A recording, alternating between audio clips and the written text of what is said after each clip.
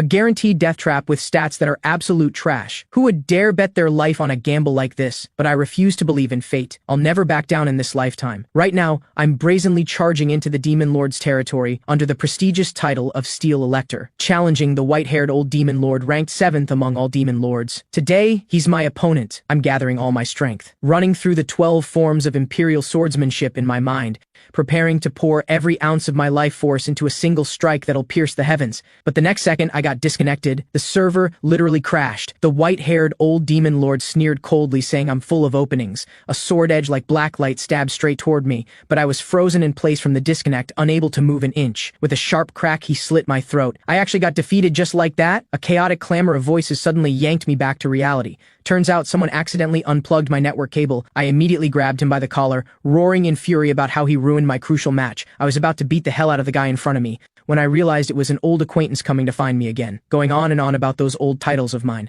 like Hanamdong Problem Solver and the maniac who fell into a money pit. To put it bluntly, I used to be a good-for-nothing playboy without an ounce of integrity, but how could they possibly understand all those shitty things I desperately did back then? Looking back at them now, they're simply not worth mentioning. What truly changed me was this game Human Guardians, a virtual world created by the super AI Great God Grid. I myself have never even flipped through a fairy tale book, but this single-player RPG's vast world is to me a genuine magical realm. The stories of characters from various races have already drawn me in deep, unable to extricate myself, and those achievements of gradually climbing to the peak completely transformed my former money-obsessed nature. To fully immerse myself in it, I gritted my teeth and borrowed a huge sum, buying that game pod worth 1 billion won at market price. Thinking about it now, I really am an absolute lunatic. Suddenly someone darkened their face and questioned whether I was going to be so disrespectful to people who invested in my gaming. But they forgot. The secrets I helped them keep weren't few either. Secretly playing golf behind their wives' backs, running side businesses for extra cash behind the company's back, and someone who's been chasing virtual streamers for a whole decade. I never leaked a single word of any of these. Before I could finish, the other party's face flushed red, turning the question back on me about how it's acceptable to borrow 1 billion to play games. I rolled my eyes, and they quickly waved their hands to explain, saying that's not what they meant, saying with just the meager fees I earn from writing game guides, how could I possibly pay back a debt of 1 billion? I sheepishly opened my bank book. The balance showed a pitiful 4,001, and the interest on those debts had already snowballed bigger and bigger. Seeing this, everyone started advising me to go back to my old line of work, saying I was at least Hanamdong's top problem solver. Why waste away in a game? But I can't quit. I haven't seen the ending of this game yet. That true ending no one has seen since the game's release. That's the most meaningful tribute I can give to this world. Later, I finally managed to send away all those debt collectors, quickly shut and locked the door behind me, then hurriedly rushed back to my seat in front of the game pod, and restarted the game. Human Guardians game start. The familiar scene of Bayern Cathedral instantly appeared. Then the game system announced that the death penalty for the Steel Elector character was 22 hours of inactivity. I was clearly forced disconnected. How am I supposed to write guides and earn money to pay debts now? An abrupt voice interrupted my bottled-up frustration. I whirled around in shock. A young-looking girl was slowly walking toward me. I instinctively blurted out, asking who she was. She introduced herself as the Great God Grid AI, the game master of Human Guardians. I scoffed. With that little kid appearance, she dares call herself Game Master? But she just calmly said that appearance is merely superficial. I raised an eyebrow, so it's a personal preference, huh? The next second, she just lightly snapped her fingers. My eyes went wide. Could this be the legendary SS rank time-stop magic? But the Great God Grid AI chuckled lightly, saying this wasn't any skill at all, just temporarily shutting down the server. She then mentioned the game's 7th anniversary celebration event. A notification suddenly popped up, PM 12:000 New World has opened. The Great God Grid AI immediately continued, saying she wanted me to use a brand new character in the new world, to become the first person to complete the game. After hearing this, I muttered to myself, I haven't even fully completed the old world, and she's talking about being the first to clear the new world. This woman must be crazy. But before I finished grumbling internally, the eye-catching figure of 25 billion won in prize money hit me right in the face. The Great God Grid AI said as long as I could get the new world first clear, that 25 billion would be mine, and if I challenged it now, there'd be an extra surprise. With that, she transferred 30 million won into my bank account. She explained it was because I'm a top-tier VIP game user with her. I immediately thought to myself, this is too amazing. No matter how you calculate it, it's a guaranteed profit. Only an idiot would refuse such a good deal. I immediately decided to participate. The Great God Grid AI smiled and praised me, saying I'm worthy of being the #1 ranked player. She specifically reminded me that the new world holds crucial clues to the true ending I've been longing for, telling me to personally search for them in the secret realm. Then she began chanting an obscure incantation in a low voice. The surrounding space-time suddenly began to distort, as a glowing blue light appeared above her head. The familiar game world instantly vanished without a trace. The next second, I felt dizzy and disoriented, instantly transported to an unfamiliar space. Before my eyes stood a shimmering portal, radiating brilliant light. She softly informed me this was the only entrance to the new world. Once opened, it would officially count as entering the game. I grinned with a confident smile of certain victory. Without hesitation,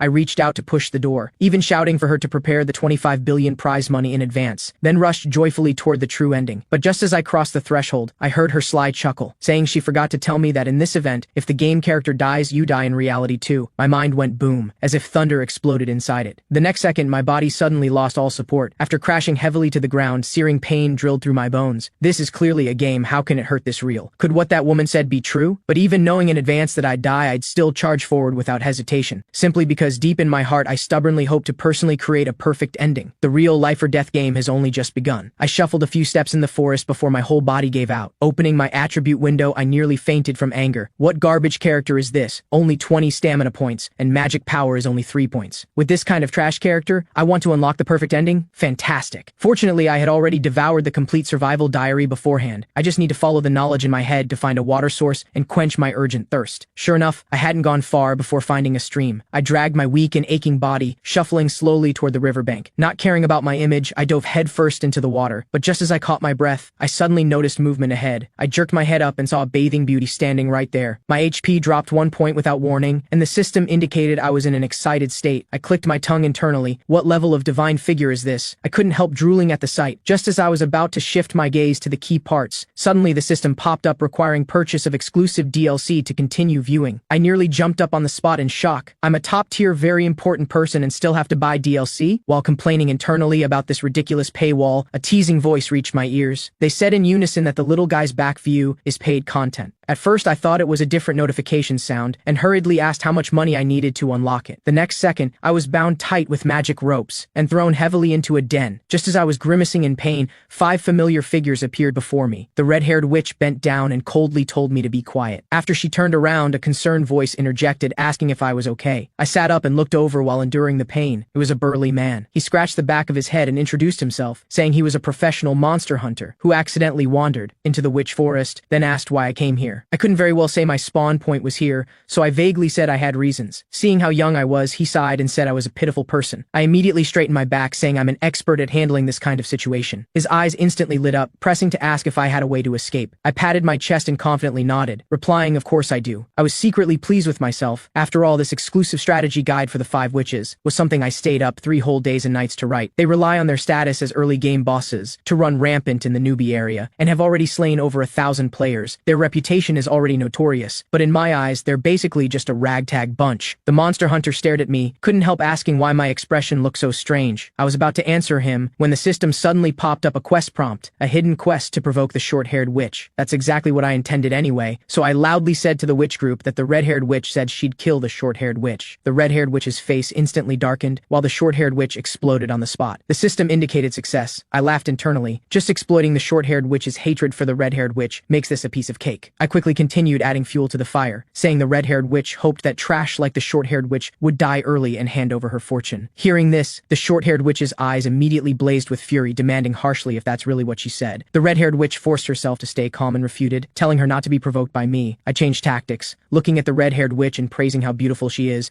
saying she has money with nowhere to spend it anyway, might as well give it all to me. This struck right at her covetous desire for the short-haired witch's fortune. The system again indicated successful provocation of the red-haired witch. The green-haired witch beside her showed no tact, chiming in that they already couldn't stand each other anyway. The gray-haired witch foolishly echoed along, muttering about how fighting shouldn't delay dinner. The silver-haired witch immediately perked up, excitedly shouting she wanted to join the fight too. The system dinged, indicating successful provocation of all 5 witches. The 5 witches instantly descended into chaos. Actually, these 5 witches look like a team but have 0 unity. It's precisely because no one figured this out that frontal assaults got people killed. And to deal with these people, a divide and conquer strategy couldn't be more suitable. I looked at the monster hunter and whispered that we should escape while they're distracted. He looked at me with complete admiration, saying I'm really amazing. Before leaving, I suddenly yanked away the red carpet. The 5 witches who lost their balance silence, instantly fell into the large cauldron of brewing potions. Then I pointed out the exit to the monster hunter. The system kept popping up notifications that the witches were taking damage. Thanks to their stupidity, I also raked in quite a bit of experience. But before I could celebrate for long, the system indicated I was bound by the short-haired witch's snakes. The short-haired witch behind me roared that I was cunning, and even if she died, she'd drag me down with her. I cursed internally. Damn it. I struggled with all my might, but to no avail. I forgot that this current character is complete trash. At the critical moment, the monster hunter immediately drew his blade to help, skillfully swinging his sword to cut the venomous snakes wrapped around me. I breathed a sigh of relief, thanked him, then asked if he could lend me his bow. He was stunned for a moment, then cheerfully handed over the bow and arrows. I gritted my teeth and struggled to pull back the bowstring, aiming at the green bottle hanging on the wall, then steadily released the arrow. That bottle shattered instantly upon impact. The red-haired witch immediately cried out in alarm, screaming, "That won't do. That's a powerful acid bomb." The short-haired witch had no time to dodge and was instantly hit by the splashing acid. The witches wanted to escape but couldn't, all wrapped in acid, letting out piercing screams. Finally, there was a loud boom of a violent explosion. The monster hunter poked his head out, asking if it was over. I quickly waved my hands, urgently saying, "Don't jinx it," until the system dinged. Achievement unlocked. Witches ain't nothing. 5 witches defeated. Total experience plus 323,760. Achievement points plus 5,000. Only then did I completely relax, telling the monster hunter it was over. Looking at the system interface, I sighed to myself about having good luck since the newbie period. The monster hunter beside me had a face full of post-disaster gratitude, saying he really didn't know how to thank me. Then he pulled out an item from his pack, insisting on giving it to me as a thank you gift. The system immediately popped up a notification that I successfully obtained the rare item Red Dragon Fruit. I was shocked internally to have this kind of treasure at the opening stage. The monster hunter explained that the fruit looked quite precious, so he secretly took some from the witch's den. I thanked him profusely, grabbed the bag and dumped everything into my mouth. Hey, my ability values visibly increased. Originally, with my trash tier stats, I wouldn't dare dream of this speed of improvement. I really hit the jackpot. The monster hunter looked me over and suddenly asked if I was interested in hunting monsters. I was still leisurely chewing the fruit flesh residue in my mouth, but the monster hunter had already taken the initiative to invite me to team up with him. I glanced at the system notification. It showed that the fate route with the monster hunter had opened. I quickly swallowed the remaining fruit flesh in my mouth, then waved apologetically at the monster hunter, saying I still had important matters to handle. Watching the monster hunter's gradually receding figure, a flash of inspiration suddenly struck me. This is a once-in-a-lifetime opportunity. After all, if I just let all that experience I just gained go to waste, it'll automatically reset after 1 month. Might as well take this chance to quickly level myself up. I hurriedly called after him, asking if I could just train with him for 3 months. The monster hunter raised an eyebrow and joked, asking if it wasn't supposed to be 3 years. I said nothing more and quickly caught up with his steps. We walked together deep into the forest before he finally stopped. He told me to first go find some random place to hide, then come find me after 30 minutes. I thought to myself, this must be the monster tracking skill from the hunter's abilities. The progress is faster than expected, but he's really underestimating me. I've explored this forest countless times in the old world. I remember the position of every single branch clearly, and those dense trees that make you lose your sense of direction, the poisonous mushroom spores floating everywhere, even the ferocious magical beasts more threatening than the witches. Most situations are already etched in my brain. Plus, with the effects of the red dragon fruit, my physical abilities have nearly reached peak level. How could I be easily found? Just as I was feeling smug, the monster hunter appeared right in front of me without any warning. He enthusiastically gave me a peace sign. My face was full of confusion. I really couldn't figure out how he found me. The monster hunter smiled and teased that seeing my expression,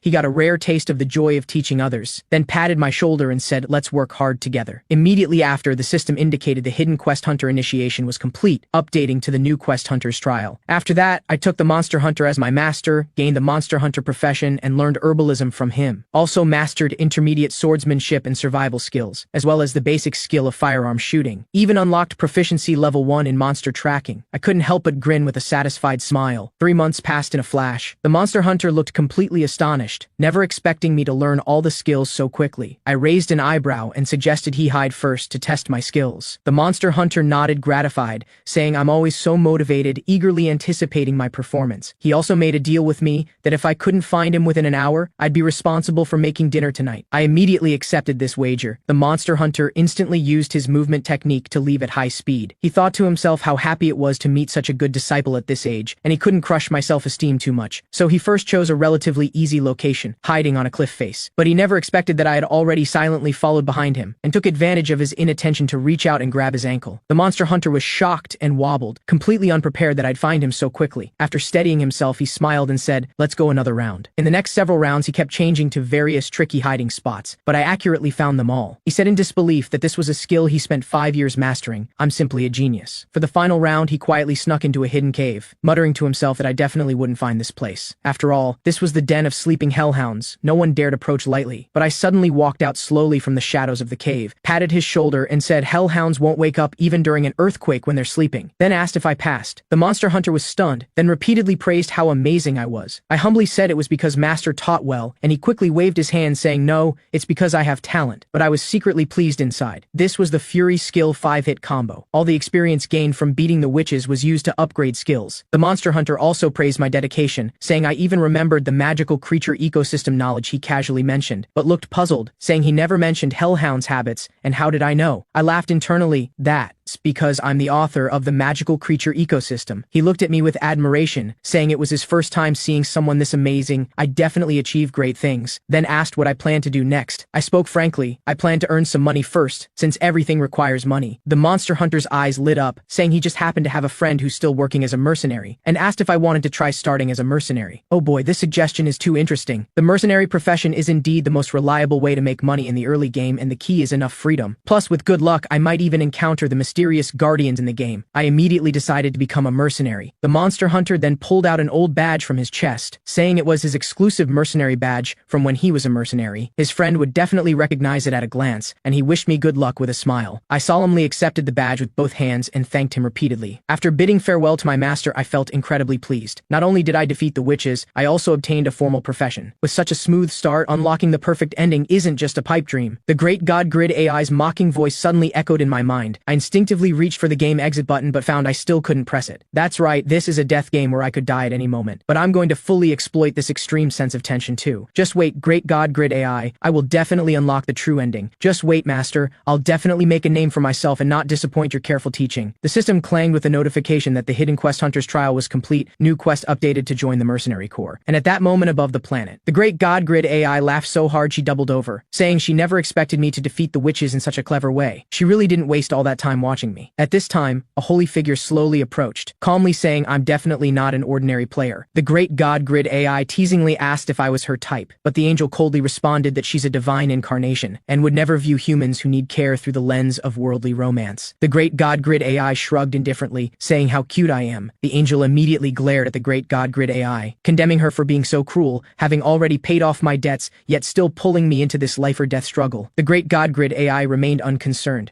just casually replied how interesting it is. The angel gazed at my image on the screen, her expression growing more serious, directly stating the great God Grid AI's behavior was extremely deplorable, and pressed whether I was part of her grand plan, or just her momentary entertainment. The great God Grid AI crossed her legs and thought for a moment, then revealed a mysterious smile, saying I'm the star of hope everyone's been waiting for, telling the angel to just wait and see. Back in the new world, I was sitting on the ground gasping for breath. This damn forest is so treacherous. Thank goodness it's me who got out this quickly. But I'm about to reach the town where the Mercenary Corps is located. I can't stop to rest here. I must grit my teeth and keep going. After walking for about another hour, I reached my destination. First walking into a tavern on the street. The server immediately greeted me warmly. I stated my purpose was to find someone. Taverns are the most basic information gathering places in the game after all. Sweet wine, joyful people, and delicious food in all its forms. I could definitely easily collect intel on the Mercenary Corps here. Most importantly, the servers here are all beautiful. But just as I asked the server about the Mercenary Corps leader's whereabouts, the originally lively atmosphere in the tavern instantly grew heavy. The server quickly lowered her voice, indicating I absolutely couldn't mention the leader publicly here. I asked in confusion why not. Another server's face went pale, saying that Mercenary Corps leader is too dangerous. Her boyfriend was taken away by him before and came back looking like a dried corpse. Similar victims keep appearing in this area. Suddenly, the server beside me anxiously pushed my back hard, urging me to run. Before I fully reacted, I crashed headfirst into a solid embrace. A rough voice suddenly rang out above my head, asking in a deep voice who was looking for him, then introduced himself as the Mercenary Corps leader. After that, he caught sight of the badge pinned to my pants. His eyes immediately lit up, recognizing this as the Monster Hunter's exclusive mercenary badge. Then he burst into hearty laughter, saying I came at the perfect time. He urgently needed battle slay. He caught himself mid-sentence and quickly corrected, saying he needed reliable comrades, explaining he was just joking just now. After walking out of the tavern with him, I guessed it must be the Steel Elector's army fighting the Broken Horn Demon Lord's army. Although the recruitment method is too domineering, it's actually a good opportunity for me. The Steel Elector is a guardian in this game. If things go smoothly, I can get intel on other guardians through him. Suddenly, a piercing loudspeaker sound cut through the sky. The leader pointed in a direction and said they're here. The system then popped up a notification: Steel Elector has arrived. I just saw the leader with an envious look, saying if he could stand in that position, he'd definitely look cool. I sighed internally. The feeling of watching from afar is really different. I used to fight as the Steel Elector, now my position is completely different. But seeing the Guardian Steel Elector in person,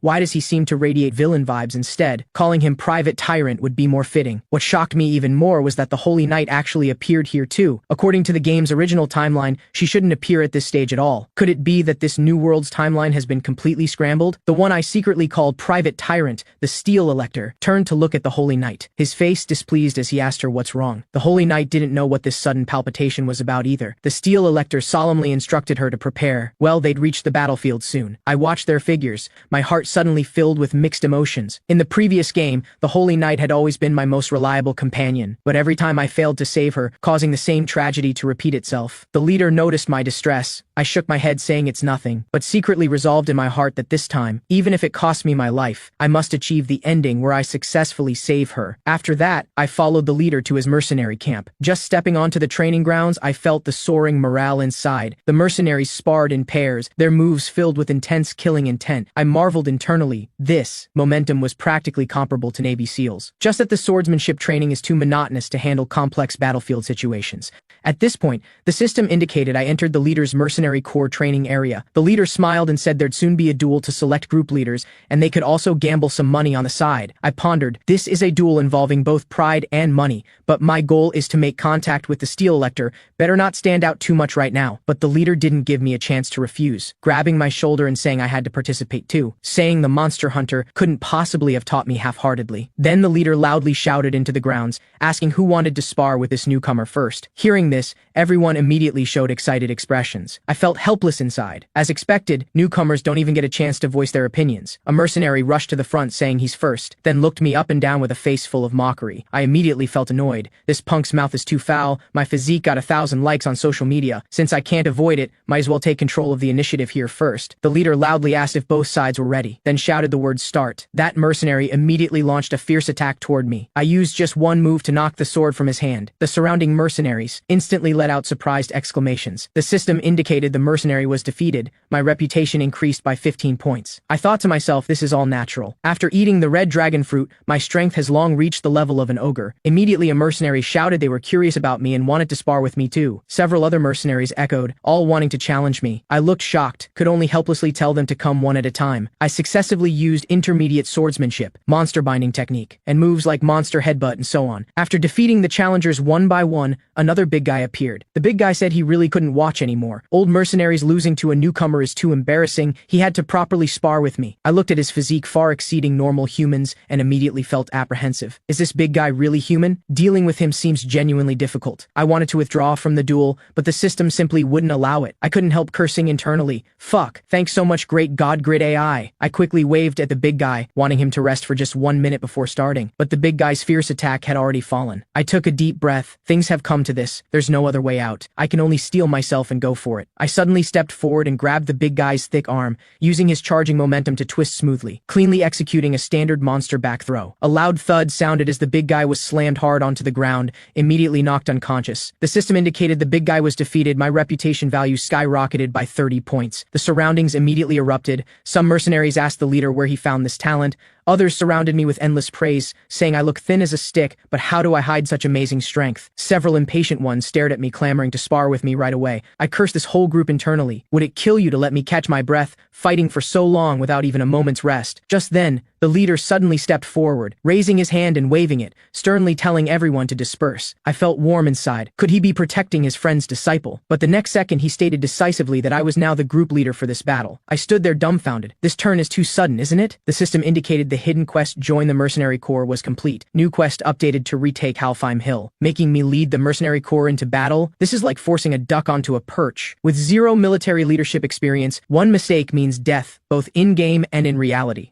The scene shifts to the battlefield, where both sides are locked in fierce confrontation. We belong to the Steel Elector's faction, facing the Broken Horn Demon Lord's half-orc legion. After the leader gave the order, the mercenaries roared and charged valiantly. The half-orc monster horde also bellowed back with crazed counterattacks. I wielded my longsword, slashing left and right, invincible all the way. Images from the earlier battle meeting suddenly flashed through my mind. The leader's expression was serious as he laid out the mission, saying this time there's only one objective: seize the enemy camp's military flag. The battle plan is clear. Once our forces break through their solid defense line, we'll slip in and completely rout the enemy army. He specifically reminded us that the half-orc race has an extremely strong sense of honor, tremendous strength, and their unity is second to none on the continent. So breaking through the defense line and eliminating obstructing enemies is the core responsibility of me, the squad leader. My thoughts snapped violently back to the intense battlefield. The half-orc spearmen attacked me without leaving any openings. I quickly dodged to the side, avoiding the spear tip while simultaneously swinging my sword backhand to cut the spear shaft. I couldn't help roaring internally. Why did this become the squad leader's responsibility? Stop joking. I just wanted to rack up some military merits and get out of here quickly. At this moment, inside the half-orc military camp, a sentry hurriedly reported to the captain that the spearmen's defense line was gradually collapsing. The captain didn't believe it at all and snatched the telescope. He rushed to the front line for a look and was instantly stunned, shouting that their spearmen were the Legion's elite. How could they collapse so quickly? And I was leading the assault squad,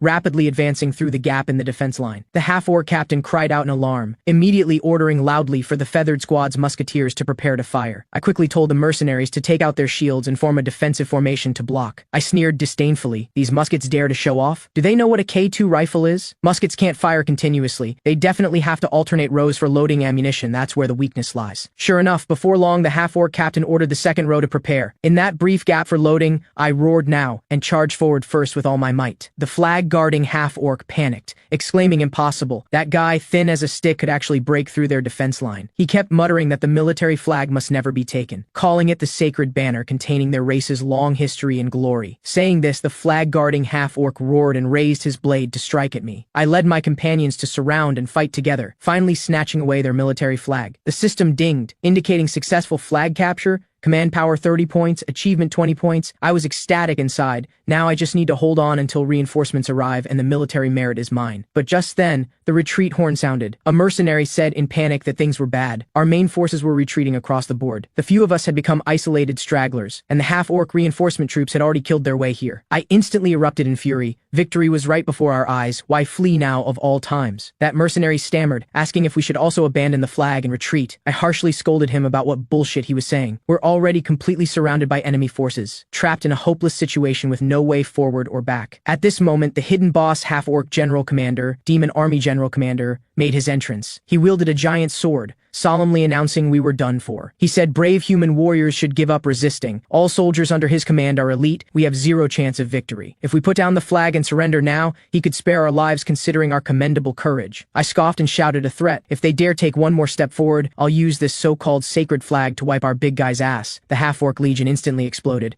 furiously cursing how I dared use their sacred flag in such a filthy place. A system prompt appeared, requiring me to threaten the demon army general commander. This played right into my hands. My eyes sharpened coldly as I hummed, "What's sacred or not in war, I'll recklessly crumple their most treasured banner." The demon army general commander instantly became furious beyond measure. Veins bulging at his temples, he ordered a full attack, saying they must recapture the flag at any cost. Both sides instantly fell into chaotic combat, but the system indicated the threat failed. I cursed internally without stop. In previous games, half-orcs never made the decision to abandon their flag. This general commander who doesn't play by the rules suddenly appearing is completely cheating. I glanced at my teammates, trembling beside me. They were about to be unable to hold on, but with my current reputation and strength, there's absolutely no way I could oppose him. Painful memories of past defeats surged to mind. Could I only helplessly watch as myself and my teammates perish in this desperate situation? The great God Grid AI's cold warning also echoed in my ears. Those words about game over meaning death in reality too, making my pupils contract sharply and heart race faster. My teammates urgently urged me to give orders, saying if this continues everyone will die here. Just when everyone fell into despair, I suddenly grinned. Seeing this, the half-orc soldiers cried out that I'd finally been driven insane. I shouted at the big guy to give me the signal horn. He said desperately that by now there won't be any reinforcements. I cursed him as useless and snatched the horn, blowing it fiercely. My teammates hastily reminded me I was blowing in the completely opposite direction from our army camp. I angrily told him to shut up and just focus on blocking bullets. I calculated internally, this direction is exactly the path the Holy Knight must take. stake. I'm betting on her coming to the rescue. After all, I firmly believe she'd never stand by and watch someone die. Then, the half-orc legion launched a fierce offensive. The spearmen thrust their coldly gleaming spear tips straight at my heart. The mercenaries behind me were so scared they forgot to resist. Just as the spear was about to pierce through me, an arrow broke through the air,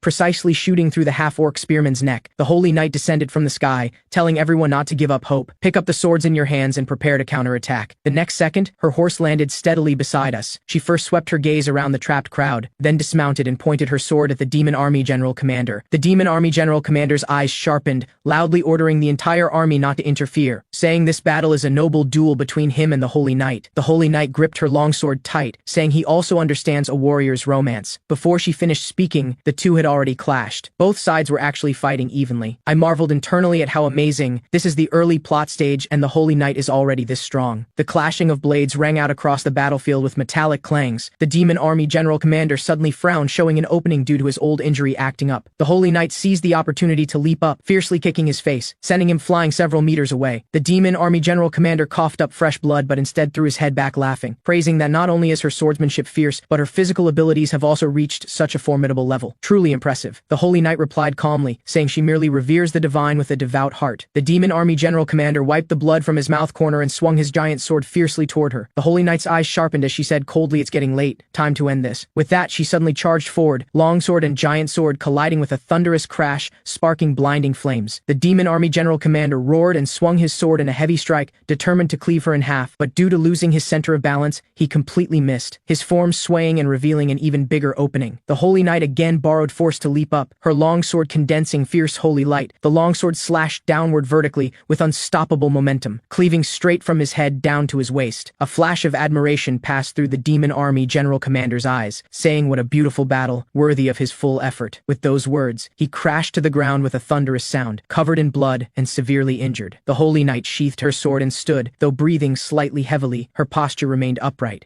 Seeing this, the half-orcs supported their commander and fled in panic, vanishing deep into the battlefield in moments. I was shocked internally. The commander, who seemed so formidable, was critically wounded with one strike, worthy of being the holy knight. The holy knight stepped toward me, softly asking if I'm the leader of these mercenaries, saying she clearly felt my courage and decisiveness from afar. Then she extended a hand toward me. I quickly stepped forward and grasped it tightly, respectfully saying hello and thank you very much for your timely support, thinking if she hadn't arrived in time, we probably would have all perished here. I reminded myself internally that I'm no longer the steel elector. I must act even more cautiously now. Seeing me so reserved and lowering my head, the holy knight softly asked why, and I shook my head without speaking. At this moment, a mercenary hurried forward, presenting the captured enemy flag. The system indicated the mercenary corps' trust in me significantly increased. They all gathered around praising me, saying thanks to my decisive command they could survive, and cheering that this flag is now our spoils of war. Someone laughingly pushed my arm, teasing the squad leader to snap out of it. Surely I wasn't scared silly by the intense battle just now.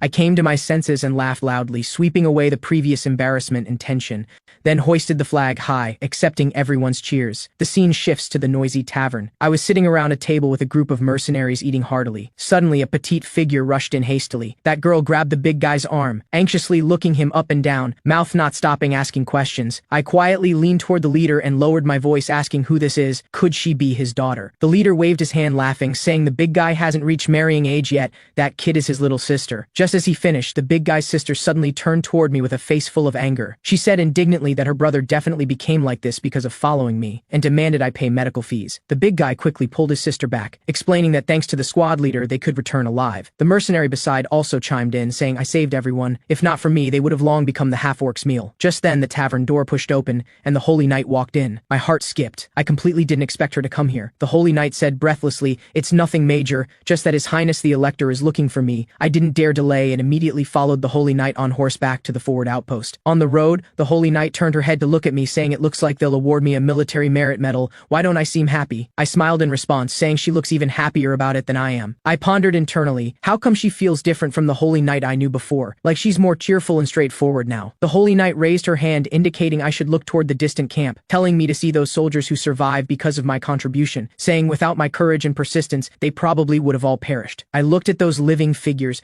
my heart welling up with complex feelings. The me of the past was the lofty steel elector, always protected by the holy knight. But now I'm just an unknown mercenary who still needs her help. Thinking of this, I suddenly understood. The holy knight has never changed. What changed is just the identities between us and our relationship. relationship. Arriving at the forward outpost entrance, we too dismounted. The Holy Knight quickly stepped forward, saluting the person in the high seat. Private Tyrant slowly responded, first saying she'd worked hard, then greeted me, solemnly introducing himself as the Steel Elector. Worthy of being a guardian in the game, this innate sense of oppression is truly extraordinary. I quickly bowed respectfully, saying it's an honor to meet your highness the noble Elector. Private Tyrant nodded approvingly, saying my courage is truly shocking, and I humbly responded that his highness praises me too much. But Private Tyrant spoke seriously, saying those who establish merit should rightfully receive rewards, then ordered to grant my comrades 1 year's salary, plus an additional 3 years' salary for me. I quickly knelt to express gratitude, and Private Tyrant, seeing my proper etiquette, asked if I had any other requests. I hesitated inside. By rights I should respectfully withdraw, but glancing at the Holy Knight beside me, I decided to speak. I bowed and said, Your Highness, I have one request. I wish to go to Vitenbale with my comrades to reorganize our forces. Private Tyrant lowered his head, pondering briefly, saying although Vitenbale is a rear city, it also has quite a few hidden dangers, so he approved. He specifically added that he could lend me the military supply cart to use freely. Seeing my face still hesitant, Private Tyrant pressed, asking what else I wanted. I thought this question might be somewhat presumptuous, and might even invite unnecessary suspicion, but to let the Holy Knight face a bit less danger, I pressed my lips tight, swept my gaze across the civil and military officials present, took a deep breath and mustered courage to ask, Your Highness, I dare to ask you, how do you view this war? As the words fell, the base instantly erupted in commotion. The Holy Knight couldn't help breaking a cold sweat for me. I knew clearly inside that everyone panicked after hearing. A mere mercenary daring to question the Elector is indeed too rash. I just saw Private Tyrant's sharp gaze look toward me, counter asking how I view this war. I responded calmly, saying from this lowly one's shallow perspective, even though the current battle situation is smooth, there's still something worrying about future circumstances. Just as I finished, a noble suddenly burst into laughter, mocking what kind of thing I am to dare talk big here and worry presumptuously. Another portly noble beside also echoed, saying I really think establishing a tiny bit of military merit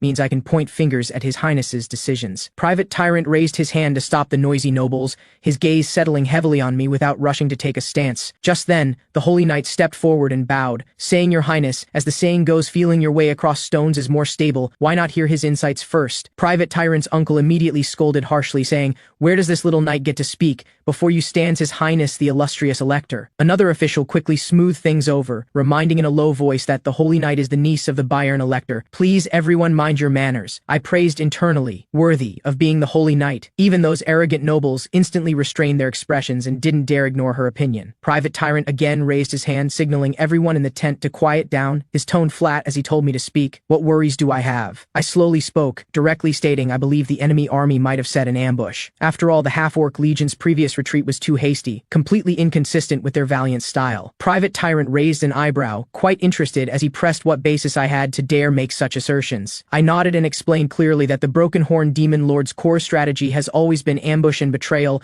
never frontal confrontation. 10 years ago in their war with the Toya Kingdom, and 6 years ago in their battle with the Anhart Border Earl, the Broken Horn Demon Lord's ambush tactics played decisive roles. Besides that, his legions also commonly use betrayal methods to disintegrate enemy alliances. This point likewise cannot be overlooked. Private Tyrant's face grew serious, asking if I mean there's a traitor in the current camp. I quickly bowed to explain, only expressing there's this potential possibility, not asserting there must be an insider in the camp. After all, battlefield situations change in an instant. Exercising more caution in everything never hurts. Private Tyrant fell silent for a moment, then suddenly sneered coldly, asking if this is looking down on his deployment and questioning his abilities. He warned me with a cold face that my head can still hang properly on my neck purely thanks to his mercy and tolerance, telling me to recognize my identity as a mercenary, not to overstep and speak too much, meddling in matters I shouldn't manage. The Holy Knight quickly stepped forward to plead, saying I didn't mean to offend, just spoke frankly out of concern for the battle situation. Also mentioning I just established great merit on the battlefield, disregarding safety to recapture the flag. This sincere heart surely isn't malicious. Private Tyrant glanced at the Holy Knight, then looked at me kneeling on the ground, his tone slightly softening, saying he knows I have merit, but rules are rules. Mercenaries should do their duty as mercenaries. Court stratagems and battle deployments aren't my place to comment on, but considering this is my first offense and I have merit, he won't pursue it this time. I quickly kowtowed in thanks, saying thank you for His Highness's magnanimity. I misspoke and overstepped. Private Tyrant impatiently waved his hand, telling me to get up, and I rose and respectfully retreated a few steps, silently exiting the tent. From my past experience, the Elector candidate should have been a more cautious person. How did he become so arrogant, selfish, and rampant now? That's right, this plotline is indeed somewhat different. The red dragon fruit that should only appear in late game, and the Holy Knight who shouldn't appear yet, all completely different from my countless previous gameplay experiences. Could this world's storyline have already deviated? A rush of hurried hurried footsteps came, and I suddenly turned my head to see the Holy Knight panting as she chased after me. She said I walked way too fast. Wait for her. I was somewhat surprised, asking if she came specially because she was worried about me. The Holy Knight nodded without hesitation, even apologizing on Private Tyrant's behalf, saying his attitude just now was indeed too excessive, telling me not to take it to heart. She said besides the military merit reward, if I wanted anything else she could help me achieve it. Just speak up. I raised an eyebrow teasingly. She doesn't even know what I'll make her do, yet dares make such guarantees. The Holy Knight puffed her chest, saying, don't underestimate her. The Bayern family is one of the Empire's top wealthy families. She has this ability. I laughed heartily, saying of course money is good, but she should have plenty of clothes too, right? The Holy Knight looked completely puzzled, tilting her head to examine me. Seeing this, I stopped joking and my tone instantly became serious. Actually, I want a horse and a pistol. The Holy Knight looked utterly astonished, eyes wide, asking if I really only want these. Is that enough? This is a rare opportunity. I could completely demand more valuable things. I smiled, explaining my dream is to become cavalry, so I want to take this chance to practice horsemanship. As for the pistol, it's also a man's romance. The Holy Knight looked at the moisture in my eyes, puzzled, asking why I'm still crying. I wiped my face and said earnestly, these are a man's tears of emotion. The Holy Knight helplessly shook her head, saying this is her first time meeting someone as desireless as me. She said now isn't the time to waste here, then without allowing refusal pulled my hand. I was stunned, letting her pull me forward. This girl not only took the initiative to chase after me, but smiled so beautifully, making my heart flutter. I even somewhat wanted to just elope with her and be done with it. The next day, both sides went to war again, the battlefield smoke even thicker than last time. Private Tyrant still put on an arrogant attitude, ignoring his subordinate general's dissuasion, stubbornly ordering the entire army to charge head-on. The Broken Horn Demon Lord had a cold smile playing at his mouth, looking completely confident. The Broken Horn Demon Lord's subordinate came forward, reporting everything was ready, then hesitantly asked if the Broken Horn Demon Lord really wanted to deploy that perverted demon, saying her temperament is too brutal, afraid she'll cause trouble. The Broken Horn Demon Lord said calmly he knows he'll properly instruct perverted demon to restrain herself. Just as he said this, the ring communicator on the Demon Lord's hand lit up. After connecting, perverted demon's mocking voice came through, saying she's already prepared. The Broken Horn Demon Lord said through the communicator she'd worked hard, and instructed her never to be careless, specifically emphasizing to restrain herself and not make too big a commotion. Perverted demon's voice on the other end carried laughter, counter asking if she'd ever been very excessive before. The Broken Horn Demon Lord rolled his eyes, saying irritably she's excessive every day, completely without restraint. But perverted demon argued like she was being unreasonable, saying she's always been very restrained, and never really harmed their lives. The Broken Horn Demon Lord helplessly hung up the communication. On the other side, I galloped on horseback all the way, couldn't help marveling inside. This horse's speed is ridiculously fast, and this is just a reserve horse from the Bayern family, worthy of being the Bayern family's young lady. Her generosity is truly different. Plus, she gave me such expensive healing potions. One bottle's price could buy a luxury villa. Suddenly, a massive boom exploded, an explosion's roar came from the distance. My face darkened as I cursed. Damn it, fighting started again this quickly. Relying on that arrogant and conceited Private Tyrant, he absolutely can't handle this perilous war, and 9 times out of 10, he's already suffered betrayal from those around him. Sure enough, betrayal really occurred on the battlefield. His uncle had long secretly colluded with the Broken Horn Demon Lord,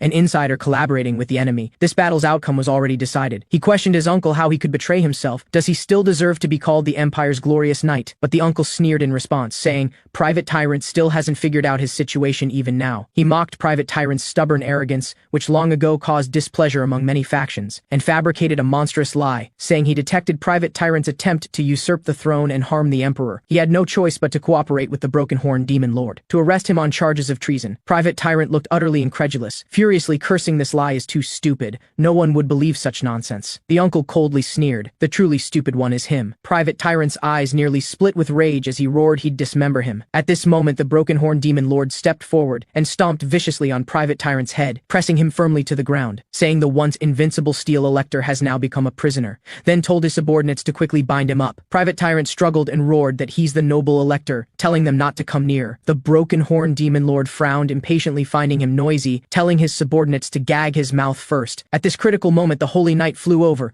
fiercely kicking the Broken Horn Demon Lord in the face, sending him staggering backward. The Broken Horn Demon Lord cursed in pain, covering his face and glaring at the Holy Knight. The Holy Knight blocked in front of Private Tyrant, urgently telling the personal guards beside to take his highness and retreat now. Both the Broken Horn Demon Lord and Private Tyrant's uncle were shocked and furious. They didn't expect the Holy Knight would suddenly kill her way out and ruin things. The Broken Horn Demon Lord covered his swollen, painful face, quickly using his ring to contact Perverted Demon, telling her to pursue Private Tyrant. Perverted Demon's lazy voice came through through asking why he's summoning her so quickly, saying she was just having fun. The broken horn demon lord gritted his teeth angrily, saying he already told her to restrain herself, hurry up and start working. Perverted demon smiled in agreement, her tone full of mockery, telling the zombie dogs the little cuties should go eat dinner. Have them fully enjoy the prey along the way. Don't let a single one escape. On my side, I'd long been chased by a pack of hideous zombie dogs. Looks like perverted demon wants to use them to first exhaust the enemy's strength, then personally come out to torment them. Only perverted demon could think of such vicious and underhanded tactics. Facing the zombie dogs' continuous attacks, I gradually became somewhat exhausted. I pulled out the pistol the Holy Knight gave me. One shot per zombie dog, precisely eliminating them. I thought since there aren't many here, the rest must have all gone to Private Tyrant's side. That guy's life or death has nothing to do with me. What's important is the Holy Knight absolutely cannot have an accident. I fiercely squeezed the horse's belly and roared Haya, urging the mount to speed up. Must go even faster, arrive by the Holy Knight's side before she falls into danger. On the other side, the Holy Knight with several guards and Private Tyrant had already been completely surrounded by densely packed zombie dogs. Private Tyrant cried out in panic that his magic power suddenly failed. He was certain the broken horn demon lord secretly played dirty tricks, harshly accusing the other party of daring to use such underhanded tactics. Suddenly, a hideously faced zombie dog fiercely lunged forward. Private Tyrant was so scared he instantly froze in place. Seeing this, the Holy Knight immediately drew her sword and stepped forward,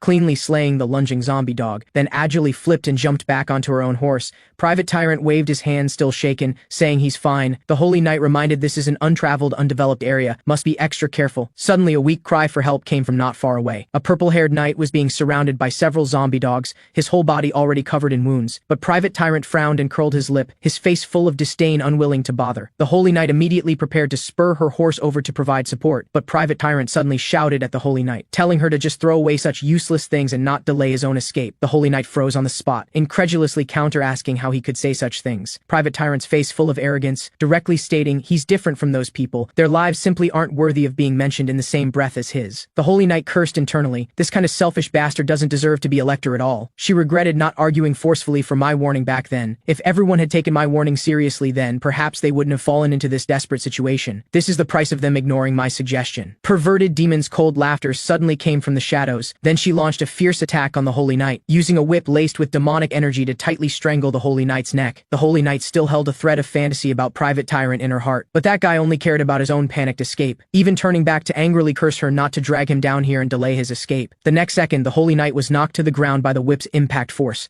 watching Private Tyrant's wretched figure decisively abandoning her. Her heart completely sank, full of disappointment. Couldn't help cursing herself for being so poor at judging character. Actually following such a selfish coward all this time. Really detestable, her loyalty was wrongly given. Perverted demon slowly walked near, a mocking smile hanging at her mouth, teasingly saying it's precisely because Private Tyrant is this kind of person that he can sit in the Elector's position. She deliberately called the Holy Knight Big Sister in a coy voice, sarcastically questioning if she felt guilty. The Holy Knight struggled to prop up her body and refuted Perverted demon, saying Elector is a position of generational voting rights and absolutely not in existence to be taken lightly. Perverted demon was too lazy to waste more words, turning her head to tell subordinates to chase Private Tyrant. She herself would stay behind to focus on dealing with the Holy Knight. She tilted her head slightly with a smile, saying she'll properly cherish Big Sister. The Holy Knight bit her teeth tight, barely steadying herself, immediately gripping her longsword, launching an attack toward Perverted demon. But before even getting close to Perverted demon, her wrist flicked lightly, the long whip fiercely lashing out, solidly striking her entire body. The Holy Knight grunted in pain. Seeing this, Perverted demon laughed wildly, saying this scream sounds so good, she wants to continue bullying her. The long whip wrapped in fierce wind, falling on her body one strike after another. The Holy Knight gradually lost strength, unable to support herself anymore, struck down to the ground. She lay on the cold ground, consciousness growing hazier. She thought hazily that perhaps if it were me, no matter how critical the situation, I could overcome it. But she herself could only go this far. Just as Perverted demon prepared to raise her whip and strike viciously again, I happened to arrive on scene and pulled the trigger without hesitation. Bang! A crisp gunshot rang out, the bullet grazing past Perverted demon's shoulder. Perverted demon whirled around sharply, shock flashing in her eyes, seeing her zombie dogs already lying scattered all over the ground. Before she fully reacted, I'd already quickly closed in, a charged heavy punch smashing hard into her face, directly sending her flying out, crashing heavily to the distant ground. I gasped for breath, looking at the Holy Knight on the ground, telling her not to be afraid. I'm here. The Holy Knight's pupils contracted sharply, indescribable feelings in her heart. She instinctively weakly called out my name, also murmuring that I really do resemble the legendary hero. Just as she finished, her eyes went dark and she completely passed out. I immediately stepped forward, carefully lifting her up, placing her in a hidden safe spot, then coldly shifted my gaze to the slowly rising Perverted demon. I fumbled in my chest for a moment, pulled out the gun and said coldly, she's still as perverted as always. noise. She wiped the blood from her mouth corner, surprised, asking if I know her, even calling me big brother with that nauseating face. I furrowed my brow tight, my tone ice cold, telling her not to call me that. It looks disgusting. Perverted demon sneered coldly, staring hard at the pistol in my hand, saying this thing's range is indeed farther than her whip, but her whip is much faster than a pistol that needs reloading. I pulled the trigger again without hesitation, but she was already prepared, suddenly dodging sideways as she charged at me. The long whip shot out like a venomous snake's tongue, instantly wrapping around my body and limbs, pulling hard to yank me fiercely before her. I struggled desperately but couldn't break free. The next second she used her head to fiercely headbutt my forehead, immediately followed by a vicious punch to my abdomen, sending me flying backward. She laughed wildly, saying this level is still far off, really not enough for her to play with, then continuously lashed out with her long whip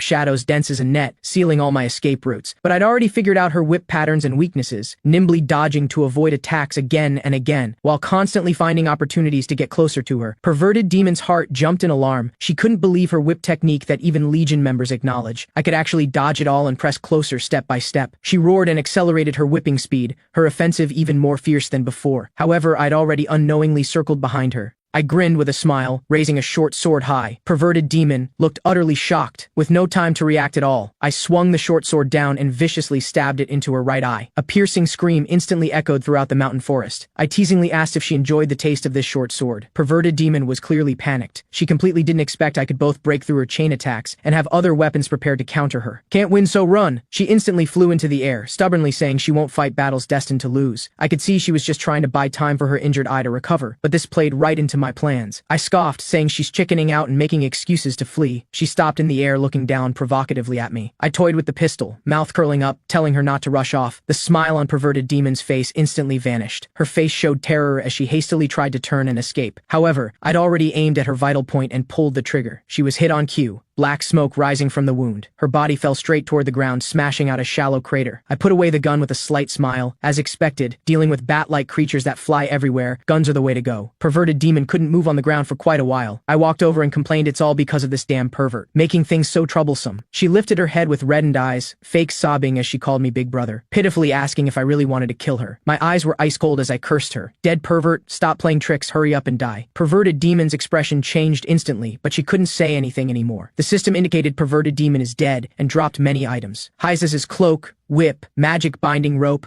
body enhancement potion, poison dragon Hoguma's poison and antidote, plus 2,000 prolin. After collecting the items, I quickly returned to the Holy Knight's side, taking out the precious complete healing potion. The Holy Knight's breath was nearly gone at this point. There's no other way now, I could only gamble. I prayed frantically inside that the potion would work. She absolutely cannot die. The system indicated the complete healing potion's effects and precautions. Staring at the instructions, my cheeks instantly flushed. It says to apply directly to the affected area. Doesn't this mean I have to first remove her armor and apply the potion directly to the wounds? I took deep breaths, desperately telling myself I must stay calm. This is purely helping her treat injuries, can't have any selfish thoughts, can't think other things. While treating the Holy Knight's injuries, I inexplicably recalled a sealed memory. When I was young, my father passed away from illness. My mother also fell ill shortly after from overwork. At such a young age, I became all alone. Later, I stumbled through growing up and became part of the debt collection business, every day making a living by taking money to do jobs for people. Afterward, clients would hand over the agreed payment. After verifying the amount was correct, that job would be complete. Once I couldn't help curiously asking a shut-in client where all this money came from to play games every day. He smiled mysteriously, saying playing one game round could easily earn 10 million. I immediately became interested, pressing to ask what game this was that made so much money. The shut-in client said this is the massive single-player RPG game Human Guardians, and this mission concerns game rankings with especially generous rewards. Not only does it have a free and expansive worldview, it's also created quite a few beautiful girls with kind hearts. Currently, the total player count has already surpassed 1 billion. Top-ranked players can earn tens of millions from just any random mission. My heart stirred. Playing this game can really make money. The shut-in client said the money he paid me was earned from playing games and asked if I wanted to try. I was about to refuse, saying I still had other things to do today. But my phone suddenly rang. I opened it to see a cancellation notice for the commission, so I entered the game with a try-it-and-see attitude. Instantly, it was like rushing into a completely unfamiliar other world. Man, high-tech development is too amazing. This sky looks unrealistically real. The streets and pedestrians are exactly like reality. I couldn't help muttering, is this really a game world? Looking at the NPC by the street, I simply reached out to touch his skin. Wow, too lifelike. Completely unlike a virtual model. Even the tiny pores can be be seen. This is too realistic. Before I could look more, the boss swatted my hand away, his tone impatient as he drove me off, growling that if I have no money, don't obstruct his business. The system popped up my current balance, 10 prolin, I muttered inside. Prolin should be this world's currency unit. At this moment, a little boy suddenly darted out, staring at the apples on the stand. The child's mother quickly pulled him back, saying they can't afford it. My heart moved as I stepped forward, asking the boss for an apple,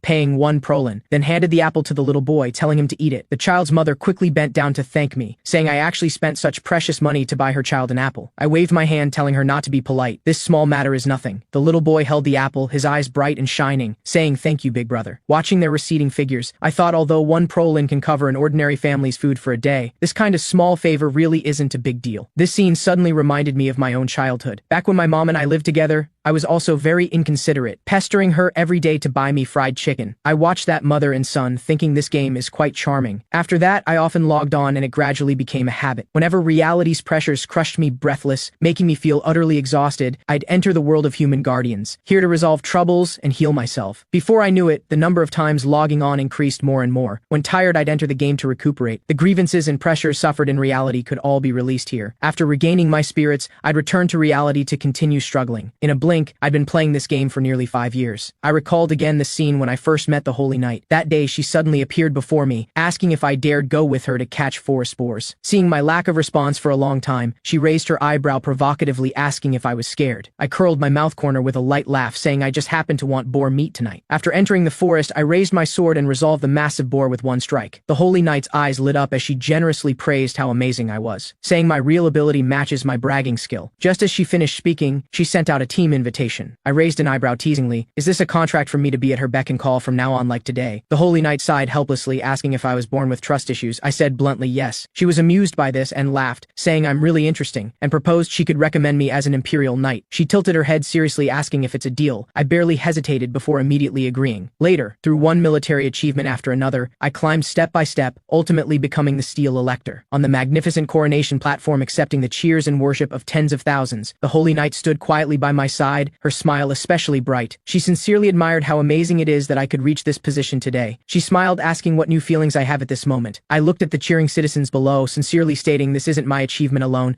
but the Holy Knight gently shook her head, her tone carrying certainty, saying I myself fought with all my strength to save the people and bring peace to the Empire. Several white doves flapped their wings across the sky. She softly murmured, these are all my subjects. When this memory quietly ended, the Holy Knight was still by my side. I'm very glad I saved her, able to see the most perfect ending together with her. She still smiled, praising me, saying this is the first time seeing someone who goes all out for everything. I smiled, answering it's because I love this world too much. Aside from hurting all over, everything else is great. She carried a hint of reproach, asking who exactly told me to remove her armor. I answered seriously it was to apply medicine to her, purely force majeure. She changed the subject, saying going forward we'll soon reach the convent. I responded in agreement, saying we need to quickly tell the convent everyone the news of her survival. She stated seriously that after returning to the convent she must properly repay me. My heart rose with anticipation, pondering what I should ask for, but she suddenly raised an eyebrow, half threatening, half joking, asking if I wanted another beating. Arriving at the convent's entrance, the Holy Knight and Vice Principal got into an argument. The Holy Knight said I'm the convent's honored guest, but the Vice Principal said the convent is in an emergency state and can't let males enter. With no choice, I could only stay at a small inn near the convent. Night quickly fell. I lay alone in the inn's room,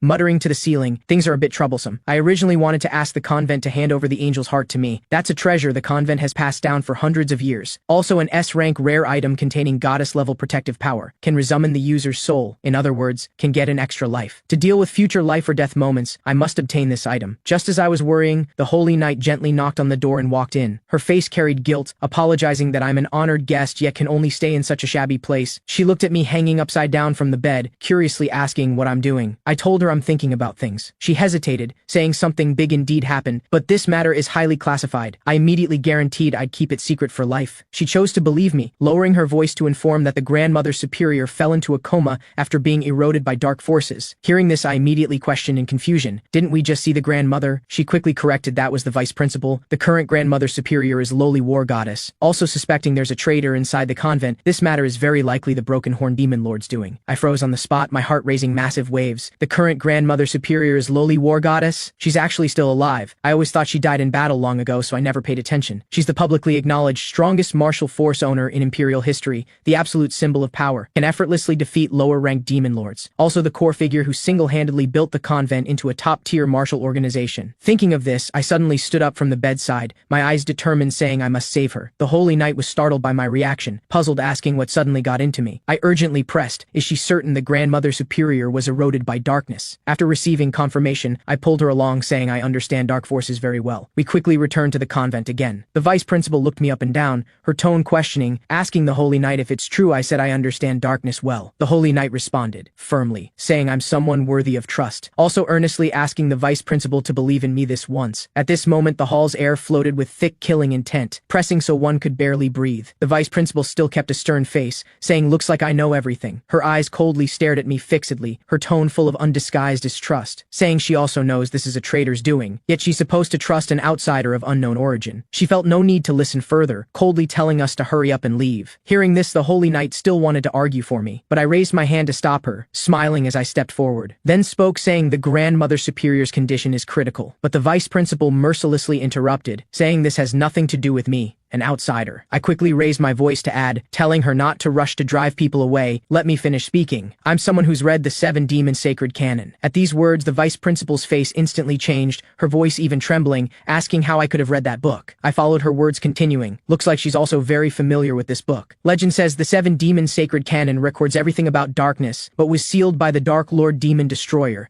and disappeared from the world long ago. The vice principal looked incredulous, pressing to ask how I obtained that book. I could only explain I really can't tell her specific reasons, because merely mentioning the book's contents will suffer terrible curses. But please believe me, I'm very clear on methods to counter dark erosion. The vice principal stared at me silently for quite a while before finally relenting, saying she understands my purpose, but requires I must keep this secret for life, also viciously threatening that if I dare leak half a word, she'll beat me into total paralysis so I can never move again. Following a group of nuns toward the principal's room, my heart was about to collapse. This group is totally fitness maniacs. The strong sweat smell on them is really unbearable.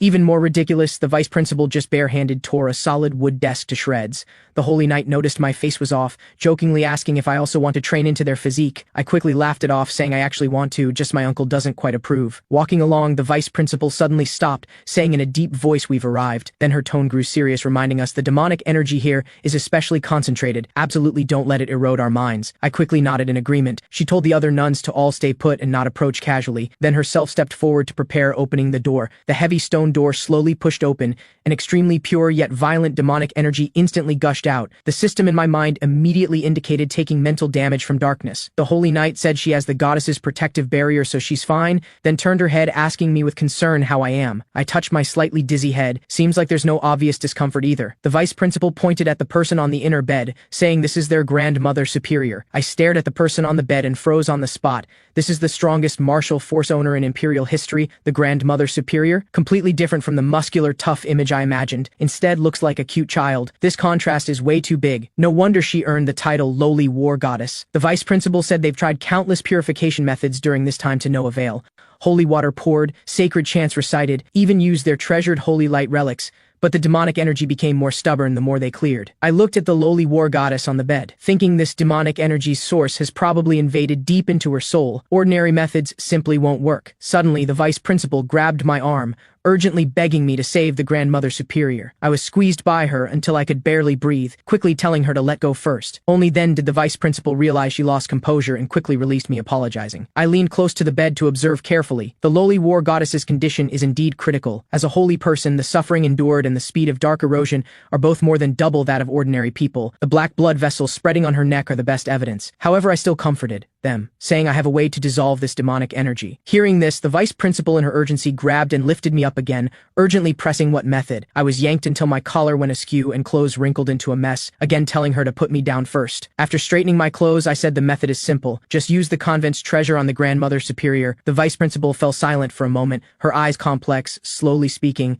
The treasure I'm referring to is the angel's heart right. Also saying she understands I want to transfer the curse on the Grandmother Superior to someone else. She added that sacred power and curses curses are naturally antagonistic. The transfer process can't avoid the Grandmother Superior's death at all. That's why the angel's heart is needed to revive her. I nodded, agreeing that's right. Precisely because curses are fatal to all holy people, the convent members couldn't use this method, and I as a mere mercenary can exactly do this thing. In other words, I'm the most suitable person to accept the curse. The vice principal's face showed difficulty, brows tightly knit, saying this method absolutely won't work. Saying this is a dark shackle belonging exclusively to the principal. No one can sacrifice themselves in this darkness in her place. If someone forcibly bears this curse for the principal, the entire empire will fall into crisis of destruction because of it. Moreover, this dark curse has unknown causes and symptoms. It's a completely incomprehensible, eerie existence. She doesn't believe I, a mere mortal, can safely endure it. After hearing this, the Holy Knight's face went pale, persuading me I have absolutely no reason to sacrifice myself for the Grandmother Superior. But I spoke with firm tone, saying this darkness may not necessarily belong exclusively to the principal, and I'm definitely the best choice. I've read the 7 Demons' sacred canon and understand dark forces very well, plus I'm not a holy person so won't become fragile from dark erosion. What's more, I'm still an outsider. Even if something unexpected happens, it won't implicate the convent's core and foundation. I looked at the vice principal, directly pointing out, she's actually already tempted by my proposal, right? The vice principal sighed deeply, saying when the Grandmother Superior wakes, she'll definitely scold her harshly, but finally agreed to do as I said. I calculated inside. The angel's heart can resummon the user's soul. Originally should be saved for future life or death moments. But this is also an excellent opportunity to turn lowly war goddess into my companion. The Holy Knight anxiously called out to me, asking if I really want to do this. The vice principal pulled the Holy Knight back, saying I'm a decisive man, telling her to watch from the side first. I nodded toward the Holy Knight, then walked to the bedside, fingertips wreathing pale blue magical light, mouth reciting the obscure incantation learned from the 7 Demons' sacred canon, ancient syllables vibrating out dark gold runes. The instant my palm covered the lowly war goddess's forehead, the runes all sank into her pale skin. The next second, bone-chilling cold shot straight to my heart like a heavy hammer strike. Black whirlwinds spun and howled through the room. My consciousness fell as if into an ice cave, eyes suddenly going black, pulled by an invisible force into a void space. Is this the dark domain where light is completely devoured? Soul power can't move an inch here either. A low voice echoed in the void, saying he's the one curled up in the grave, asking who dares summon him so boldly. I clenched my fists, suppressing fear, solemnly telling him to quickly release the lowly war goddess's curse. The Dark Lord let out a cold laugh, saying a mere mortal truly doesn't know what fear is. I saw clearly the boundless dark outline before me, shocked inside. This is way too big. The Dark Lord's tone suddenly turned ice cold, saying there's nothing to say to me, telling me to quickly disappear from his sight. Saying this, he condensed dark magic, wrapped in soul-devouring power, and violently hurled it at me. The system in my mind suddenly buzzed, indicating it's using core energy to protect my soul. The Dark Lord noticed the magic failed, puzzled, saying he actually can't extract my soul. I'm strange. I sternly rebuked, telling him to quickly release the principal's curse and transfer it to me. The Dark Lord laughed in extreme anger, saying, cut the crap. If I don't reveal my origins, he'll extract and crush to ash the souls of everyone in my space. I cursed inside. Damn it, actually using such despicable means to threaten me with innocent lives. Then I don't need to be polite with him anymore either. I loudly said I've read the 7 Demons' sacred canon. That's junk the demon destroyer peddles everywhere across realms. I used only 2 prolin to exchange for this book from that guy. Also complaining that shallow money-grubbing guy's probably still selling it cheap. Even the Dark Lord's secrets are nearly sold out. Threatening that if he delays further, even the cute little black cat pattern on his underwear will be shaken out by the demon destroyer, becoming the demon realm's laughingstock. The Dark Lord's voice suddenly deepened, clearly hit at his weak spot, saying he agrees but has one condition. I was instantly delighted inside. This old demon really took the bait. The system indicated a new hidden quest generated: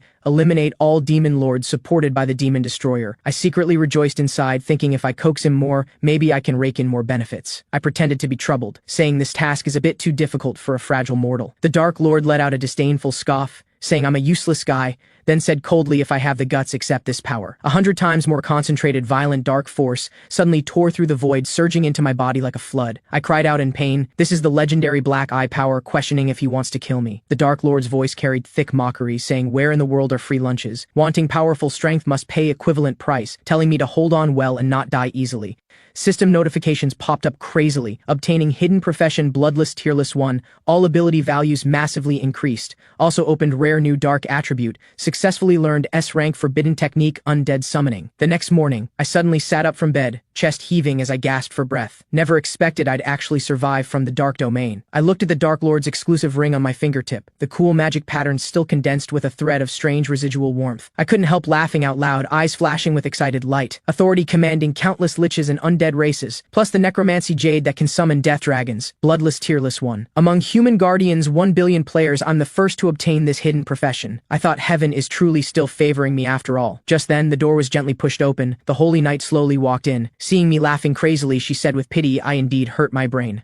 I quickly restrained my laughter, waving repeatedly saying no, just too happy. The Holy Knight walked before me, saying after the ceremony ended I lost consciousness, so she temporarily brought me to her residence to recuperate, also instructing me not to do such reckless things again in the future, her tone full of undisguisable worry. I stood up and solemnly bowed to her in thanks, then reached out to gently hold her hand, softly promising I won't do that again. The Holy Knight's cheeks instantly flushed with light red, ear tips also dyed with thin pink, gently nodding. This is my first time holding a girl's hand, and it's the hand of my favorite female game character. My heart was truly palpitating fiercely, even my breathing became disordered. Just then, abnormally noisy sounds suddenly came from outside. We two quickly got up and rushed to the convent's back courtyard. The vice principal looked back, seeing me awake. Her tense face finally showed a thread of relief. I puzzled and leaned close, asking, "After the Broken Horn Demon Lord's army chopped down those trees, they fled?" Just as I finished, another deafening boom exploded. A petite figure suddenly appeared on the ancient tree in the courtyard. I looked up following the sound, only to see lowly war goddess barehanded pulling up a large tree. I froze on the spot. Completely unlike a child, this brute strength is way too exaggerated. Lowly war goddess casually tossed the large tree aside. She patted the mud and dust on her hands, saying she'd been lying down too long, getting up to move her muscles and bones, then turned toward me, her face showing an especially hearty smile. She said seeing her lifesaver made her especially happy, she must properly repay me. Saying this, she without allowing refusal pulled my wrist, heading toward the convent's underground warehouse. I was dragged forward by her while walking and pondering inside, although I unexpectedly obtained the necromancy system's highest level profession, bloodless tearless one. But relying on this alone, the odds of killing Private Tyrant are still very low. However, fortunately, lowly war goddess wants to thank me with magic tools. With this assistance, my success rate of killing Private Tyrant can directly max out. Lowly war goddess bounced along without any propriety. The vice principal behind sighed, telling her to maintain some principled dignity. Lowly war goddess turned back to refute, saying dignity is the bad custom of aristocratic society, also complaining the vice principal gets more nagging after aging. I leaned toward the Holy Knight, softly asking how the principal differs so much from the legendary war goddess image. The vice principal nearby happened to hear, helplessly and apologetically shaking her head, saying sorry, she's always been like this. I nodded, expressing understanding, just about to tease a bit, when I heard lowly war goddess say we've arrived. She told me this place hides many treasured magic tools, perfect for cursed me, then suddenly leaned close, gripping my hand, saying she wants to date me alone. After speaking, she quickly glanced at the vice principal behind, playfully adding, "Don't worry, she won't really do that," then nimbly pushed open the heavy warehouse door. The door shaft let out a dull, creaking sound. The warehouse instantly transmitted various colored magic tool halos. I rejoiced inside. So far everything is going very smoothly, can immediately go hunt Private Tyrant. Arriving at the stable, I patted the fine horse Philip, showing off my new equipment to it. Equipped with a full S-rank set, with this level of quality I won't lose anywhere I go right. Philip affectionately licked me, seemingly agreeing I look handsome. The Holy Knight appeared, saying with our current relationship, I'm leaving without saying goodbye. Too heartbreaking. Her eyes flowed as she softly invited me to walk with her again. The two walked side by side. She gazed at distant tree shadows, softly saying clearly we've only known each other briefly, yet I always feel like an old friend she's known for long. Whether fighting the half-orc army or battling perverted demon to the death, I really did so much for her. Warmth rose in my heart as I smiled, responding, clearly she helped me much more, thank you for recognizing me so much.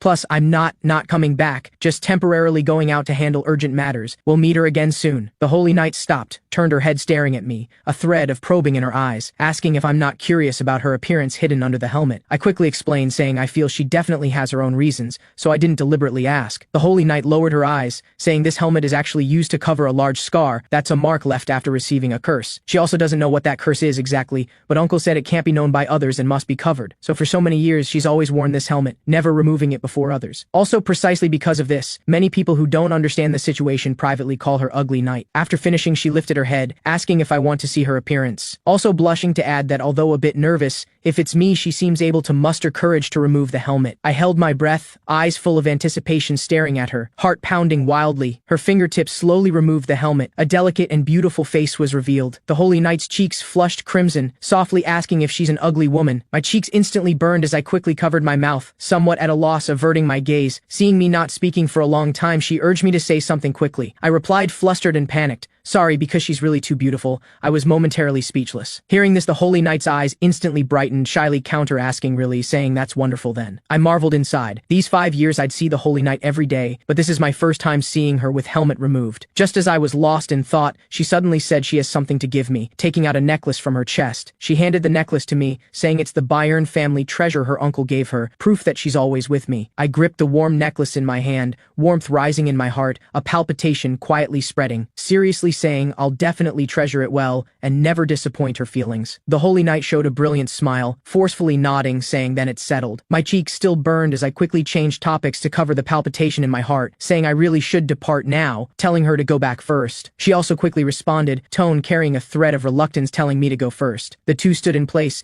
mutually yielding, the atmosphere ambiguous and lingering. The system indicated hidden plot Bayern Elector family bloodline opened. Holy Knight's romance route officially opened. I was happy from dawn till dusk, the smile never leaving my mouth corners. My mood was so good I nearly flew up. Even the wind felt especially gentle. I actually opened the romance route with that wooden Holy Knight. Continuing like this, we might even get married, right? Just as I was happily fantasizing, I suddenly detected abnormal movement ahead. Looking at battle traces, Private Tyrant and Broken Horn Demon Lord's armies just had a big fight. Corpses scattered everywhere across the wilderness, bloody smell rushing into my nostrils, weapon wreckage and damaged armor scattered all over. My eyes sharpened as I drew the magic short sword. Need to carefully search this area, might be able to find Private Tyrant's traces. Just as I gripped the short sword firmly, the system notification in my mind rang. Magic short sword affected by item effects. New skill opened. My mouth corners curled into a smile as I activated the newly unlocked skill without hesitation. Shouting blood-stained followers become my subordinates. Dark magic power surged, activating summoning. Countless vampires emerged from shadows, bowing to await orders. I issued the first task, have them search this vicinity inch by inch for Private Tyrant's whereabouts. I also pointed at the messy military uniforms and weapons nearby, having one vampire collect all these. These supplies, I'll use them where they're urgently needed. Deep night, in the dilapidated small city, Private Tyrant and several remaining subordinates hid in abandoned house. He gnashed his teeth cursing, saying he the magnificent Steel Elector actually fell to this state. Will never forgive the Broken Horn Demon Lord and uncle. Private Tyrant snatched the emergency rations a subordinate tremblingly offered, without regard for image wolfing them down ravenously. I quietly arrived following traces, stopping outside the house, loudly calling out, Your Highness, I've come to receive you. I'm the mercenary you met before, specially come to help you escape trouble. A subordinate said warily, Your Highness, it's dangerous. Better assess the situation first. Private Tyrant was already irritable. Hearing this, he flew into rage, viciously slapping across, cursing these useless things. This whole time besides hiding they've done nothing. Also spitting, saying they're lower class trash like bedbugs, only knowing how to survive. The beaten subordinate covered his face, not daring make a sound. The rest also shrank their necks, not daring breathe heavily. Finishing speaking, Private Tyrant opened the door, suddenly rushed out, shouting toward my direction that he's here. I pretended enthusiasm, stepping forward 2 steps, face piling up, fake smiles responding. Private Tyrant thanked profusely, saying thank you for bringing him such reliable reinforcements. Indeed, only I'm loyal to him. Will definitely heavily reward me later. I replied flatly, saying no need to be so polite. Just as I finished, the vampires lurking behind me immediately surrounded him to deliver death blows. Private Tyrant was shocked, speechless, the gratitude on his face instantly turning to terror. I said coldly, now we don't need you anymore. Please go die. Private Tyrant's face turned iron blue with fury, then suddenly flung his scabbard away, the blade humming with fierce red light. He roared that he raised an ungrateful wolf who can't be fed. I scoffed, saying so what if I'm an ungrateful wolf? Even deliberately mimicking beast calls teasingly. Scum like him deserves to have his throat bitten through. Private Tyrant was thoroughly enraged, fighting spirit suddenly surging around his body, using Moonshadow sword art first form. Rising dawn slash. Silvery sword light like a breaking dawn crescent instantly swept across a swath of vampires. Amid screams, blood splattered.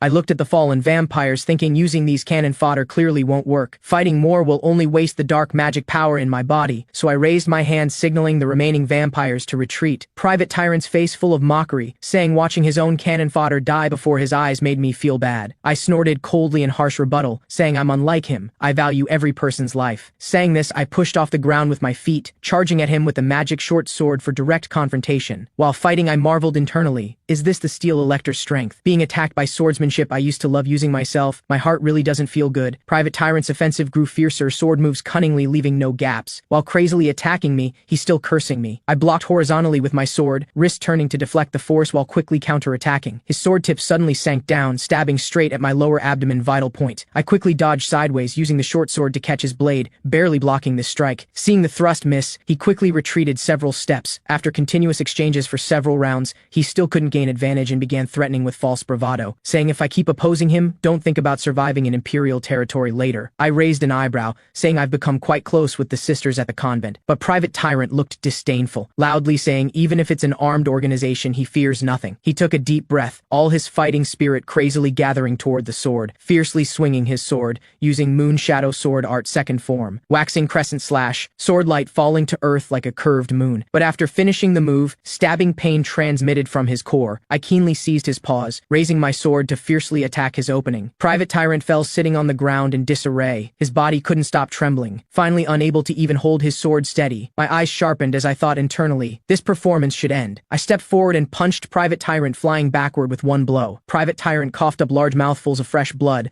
unwilling to roar that if he hadn't been injured before, a guy like me wouldn't be his match at all. Hearing this, I let out an ice-cold sneer, my eyes completely calm. He said he valued my talents and gave plenty of favors. I should be loyal to him, questioning why I must kill him. I glared at him furiously, listing his crimes one by one. First is not taking my advice seriously, leading to betrayal, because in his eyes, others are all ants, insignificant people with light words. Second is mercilessly abandoning everyone who fought for him, especially the Holy Knight. Third is selfishness, constantly sacrificing innocent lives around him, causing countless followers to end up with families destroyed and people dead. I harshly counter-asked if such a person deserves to be elector.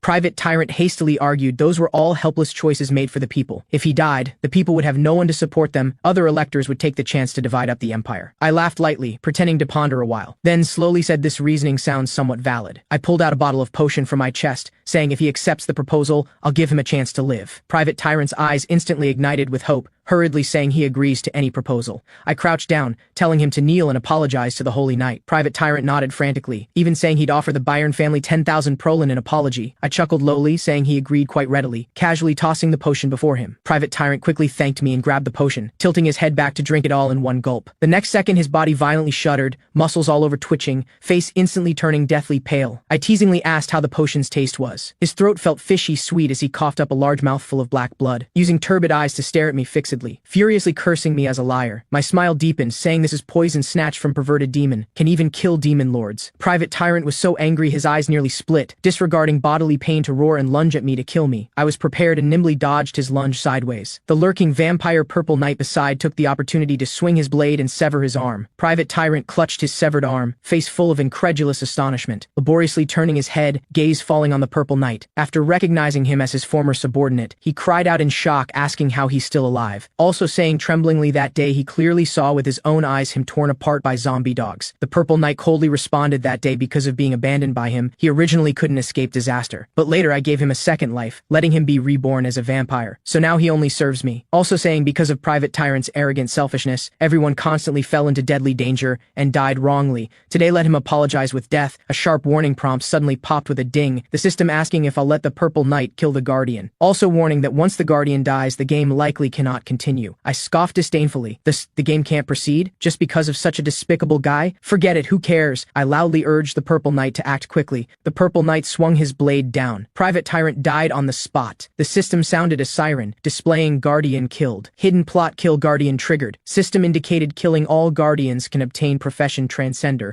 Also saying, I've interfered with the world's will. Game difficulty massively increased. I laughed internally, suddenly raising my game difficulty. Looks like Great God Grid AI didn't expect me to do this. The instant the Guardian died, a special signal shot straight toward the distant planet above. Great God Grid AI looked at the monitoring screen, chuckling lightly, saying someone finally unsealed one seal after all, also teasing me across space that my facial expression is way too smug, telling me to continue being arrogant. After all, this game has only just begun. Great God Grid AI casually turned off the TV, turned and vanished. And at this time on my side, system notifications popped up continuously. Learned quite a few skills: Moon Shadow Sword Art S rank, Coral Princess A rank, +3 SS rank skills, Imperial Incitement, Mephisto's Acting, Great Leader's Majesty. I couldn't help sighing. Worthy of being elector, rewards are really good. 3 SS ranks, 1 S rank and 1 A rank each. Immediately after learned 2 profession exclusive S rank skills, Undead Recovery and Absorb Blood and Tears. This time strength skyrocketed another level. Too awesome. Looking at the equipment dropped beside Private Tyrant's corpse, I was a bit disappointed. How come only a common magic zipper bag exploded? I curiously reached out, wanting to open the zipper to investigate. Just as my fingertip touched the bag body, the zipper bag emitted fine electric currents all over. I instantly reacted, guessing this bag must be sealed by a special barrier. Might as well put it away first, planning to go back and have lowly war goddess help unseal it. The system popped another important notification. Obtained Guardian's essence, collect 5 to become a transcendent existence, but each Guardian killed weakens the world seal, preventing darkness. I pondered the connection between these two terms, clearly hiding quite a trick. In other words, before eliminating other Guardians, must first carefully judge pros and cons. Right now before me are 3 strategy routes: become Transcender and independently pursue the true ending, or join hands with other Guardians to oppose darkness, or find other methods not relying on Guardian essence. Now I need to calm down and think this through carefully. At this time, the Purple Knight quickly stepped forward, bowing to report, saying he found the personal belongings of Private Tyrant's remnants. I picked it up for a look. Oh my, this thing is the main reward. I patted the Purple Knight's shoulder, praising his excellent work, casually asking if the other tasks he assigned before were completed. The Purple Knight responded he'd already dressed Private Tyrant's remnants in Broken Horn Demon Lord's army clothes per my requirements,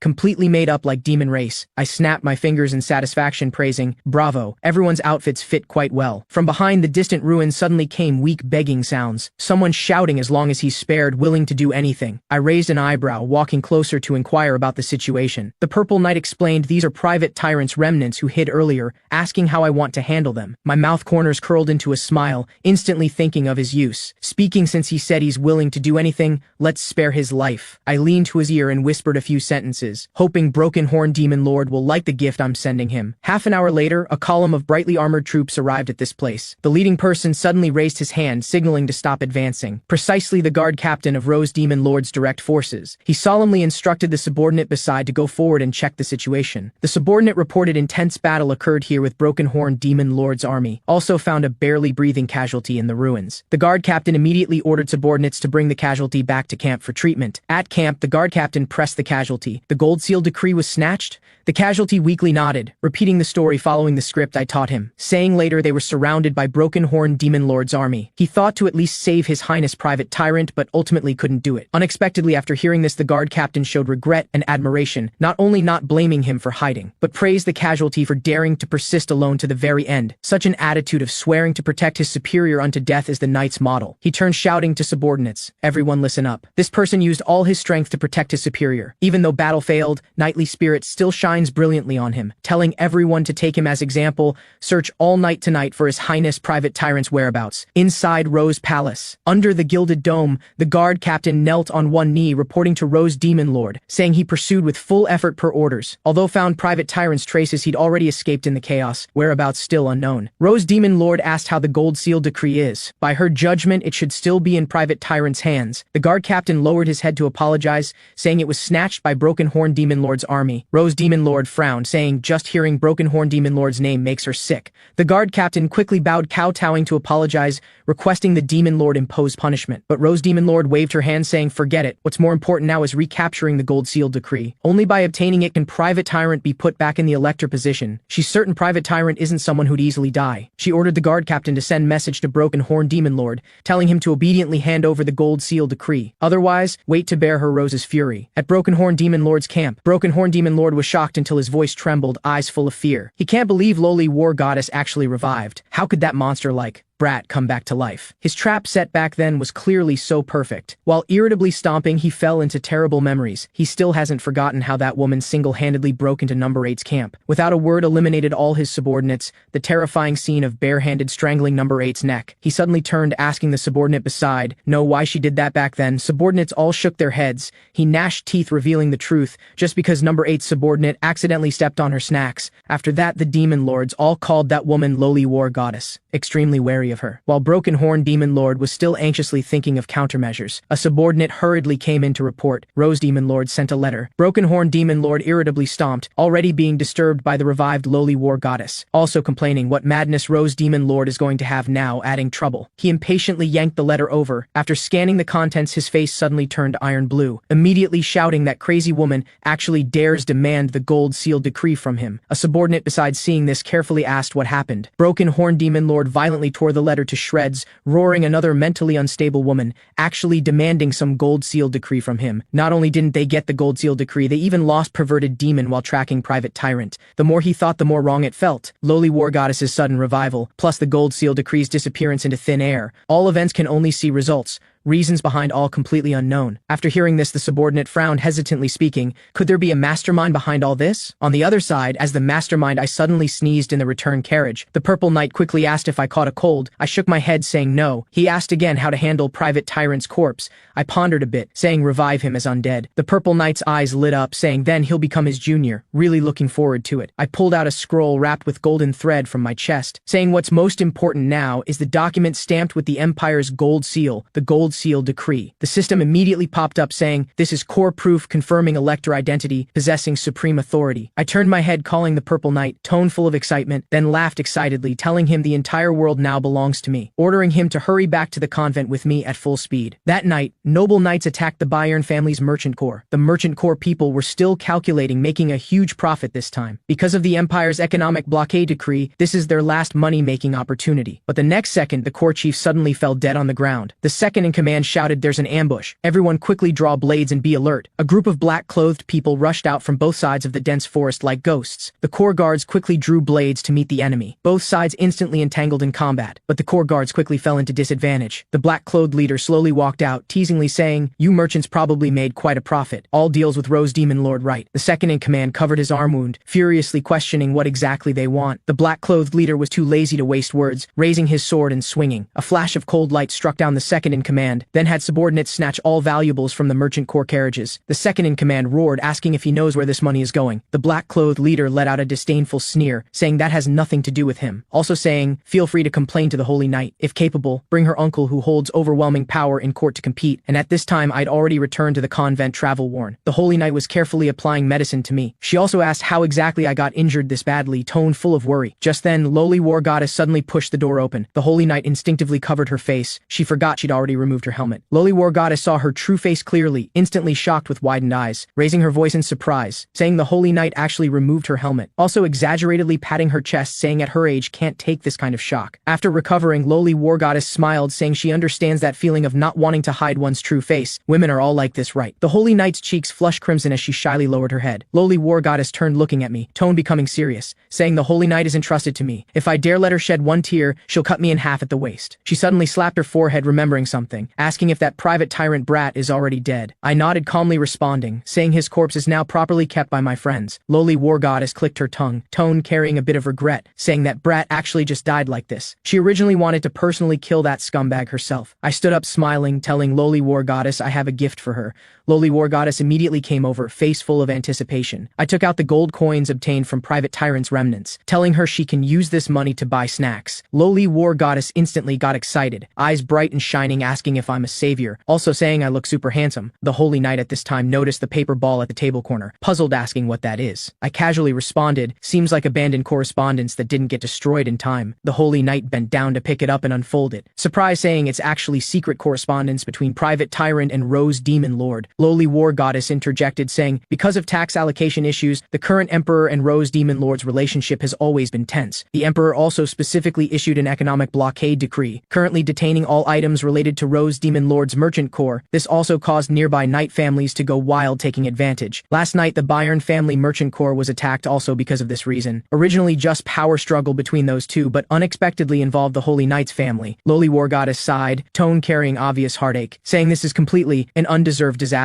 Also saying recently the Holy Knight is mentally and physically exhausted every day because of family matters, even looking quite haggard. The Holy Knight's cheeks reddened slightly as she quickly waved, saying she's fine, telling me not to worry. I groaned internally. Things got even more troublesome. The Emperor's economic blockade decree actually evolved into a peak showdown between Bayern Elector and the Emperor. Late at night, I was about to sleep when the Holy Knight suddenly pushed the door in. She brought some exquisite tea and snacks, wanting to chat with me. After sitting in the chair by the bed, she said with complex eyes, hoping I'd forget what I heard today, because this matter originally has nothing to do with me. I firmly refused, saying as long as it relates to her, I want to help however I can. The Holy Knight's face showed difficulty, saying things have already escalated bigger and bigger. If she accepts my help even for this family matter, she'll feel very bad about it. I fell silent for a moment, thinking internally the Holy Knight will become very powerful late game, but she's currently inexperienced with too soft a heart, needs someone to support her. So I reached out gently holding her hand, seriously saying this matter is indeed huge for me as a mercenary, but I truly want to help her. Mercenaries also have unique connections and uses. The Holy Knight still bit her lip, declining, saying she doesn't want to trouble me further. But I interrupted her words, confidently pointing at myself, saying this little matter can't stump me. The Holy Knight was both annoyed and amused, saying I'm still joking at this time. I put away my smile, saying earnestly I'm not joking at all, also adding that I'm not completely without confidence. The Holy Knight questioned this can't be solved just with confidence. The next morning, as soon as dawn broke, I strode boldly, pushing the door open, walking through the convent's corridor with imposing momentum. The nuns thought some urgent major event happened, all looking sideways. I walked straight to lowly war goddess's room, pushing the door open without knocking. At this time, lowly war goddess was hugging a pile of snacks, eating with relish. I excitedly approached her, saying that magic zipper bag, originally in private tyrant's hands, besides the previously expected items inside,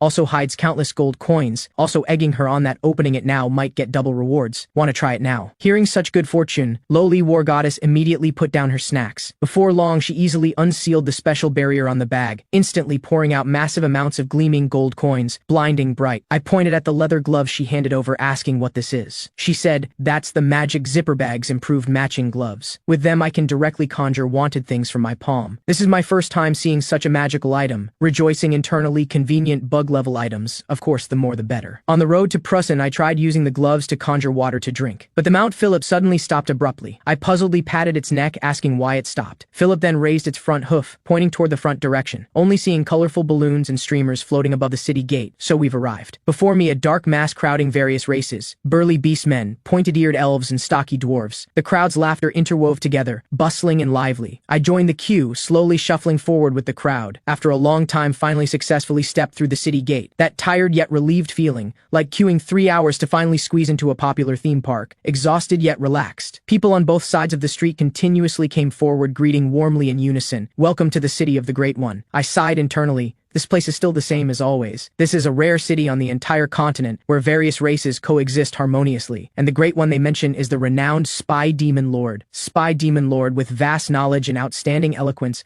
allowed different racial cultures to harmoniously coexist, considered the representative pro-human faction demon after Rose Demon Lord. At the same time, he's also a key figure who can provide crucial help in this incident. No matter what, I must smoothly meet him and seek his assistance. Suddenly, a goblin darted out from the street corner, coming forward, bowing respectfully, saying, "Hello, extraordinary adventurer with exceptional bearing." I tilted my head, puzzledly examining it. The goblin quickly bowed again, saying the aura on me is truly impossible to ignore. My heart suddenly stirred. Could it be because of the new skill? The skill panel appeared. Great. Leader's Majesty SS rank. I thought this skill is really good, definitely will be very useful in the future. I stopped beating around the bush, directly stating my purpose to the goblin, saying I came specifically to find Lord Spy Demon Lord. The goblin's eyes lit up, tone exaggerated, saying the two lords are like two massive objects mutually attracting and destined to meet, also saying he was just about to find that lord and willing to take me there along the way. Under the goblin's guidance, we quickly arrived at the castle, passing through the carved corridor, smoothly entering an elegant reception room. The goblin respectfully bowed, saying please wait, he'll go to the back kitchen to bring me hot tea. The system notification sounded. Skill Great Leader's Majesty proficiency increased.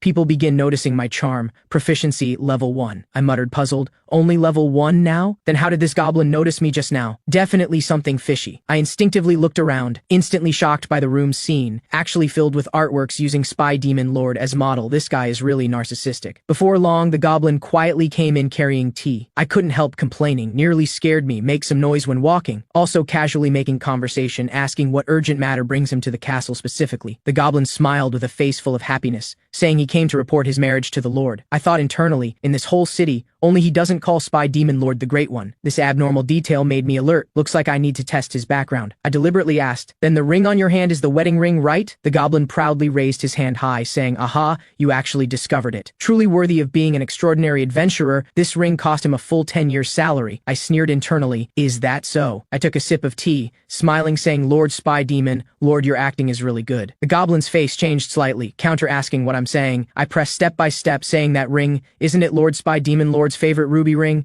Plus, I'm just an ordinary mercenary, yet you immediately praised my extraordinary bearing. This story is too suspicious. Most importantly, you didn't use the Great One to address the Demon Lord. Can only mean you are the Demon Lord. Spy Demon Lord simply shed his disguise, body slowly transforming, tone calm, saying, "I'm indeed, as described in intelligence reports, sharp intuition." He got straight to the point. That's right, he is Spy Demon Lord, asking if I came to find him because of Lady Holy Knight's matter. He bluntly said he thinks I should possess some useful intelligence.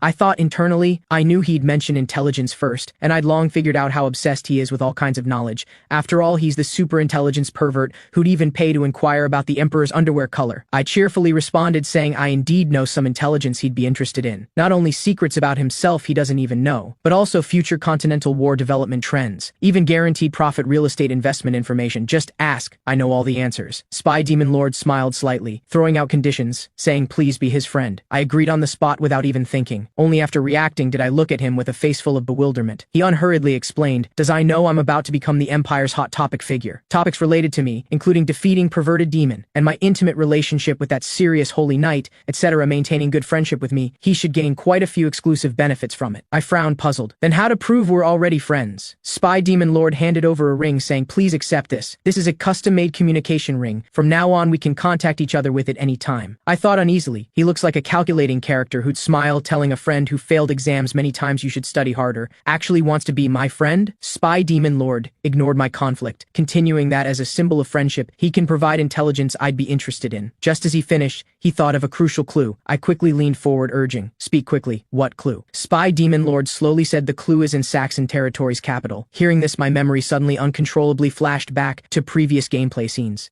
I arrived at Saxon Elector Territory's capital. Soldiers blocked ahead, sternly demanding who I am. I activated Skill Great Leader's Majesty, pressure instantly spreading. Soldiers instantly hugged their heads, falling to the ground wailing. With just this one skill, I controlled the situation. I just solemnly shouted ahead to move aside. All along the way unobstructed. Passers-by along the route dared not object. All knelt in submission, crying and begging for mercy. Inside the merchant corps, a subordinate frantically reported to the corps chief, saying an extraordinary person is walking toward the merchant corps, about to arrive any moment. Just as he finished, I directly pushed the door and entered. Seeing this, the corps chief fearfully stood up, asking how such a person would grace this place with presence. I got straight to the point, saying I came to make a deal with him. But twisted melons aren't sweet after all. Simple pressure didn't gain the trust I wanted. The memory abruptly stopped. I came back to my senses, hearing Spy Demon Lord say Saxon's merchant corps and the offending knight family are debtor and creditor connected by massive debts. If this relationship can be utilized well, can easily resolve the Holy Knight's current predicament. I was shocked internally. This is intelligence I completely didn't know, worthy of being the guy who suppressed me with information warfare in my countless previous attempts. His intelligence network actually spans every corner of the world. Intelligence capability truly top tier, truly worthy of being Spy Demon Lord. Spy Demon Lord looked at me, saying from my expression, should be very satisfied with this intelligence. However, he has another piece of intelligence that can let me easily gain the corps chief's trust. I followed this intelligence, this time approaching the corps chief in a different way. At this time, his daughter was mysteriously critically ill.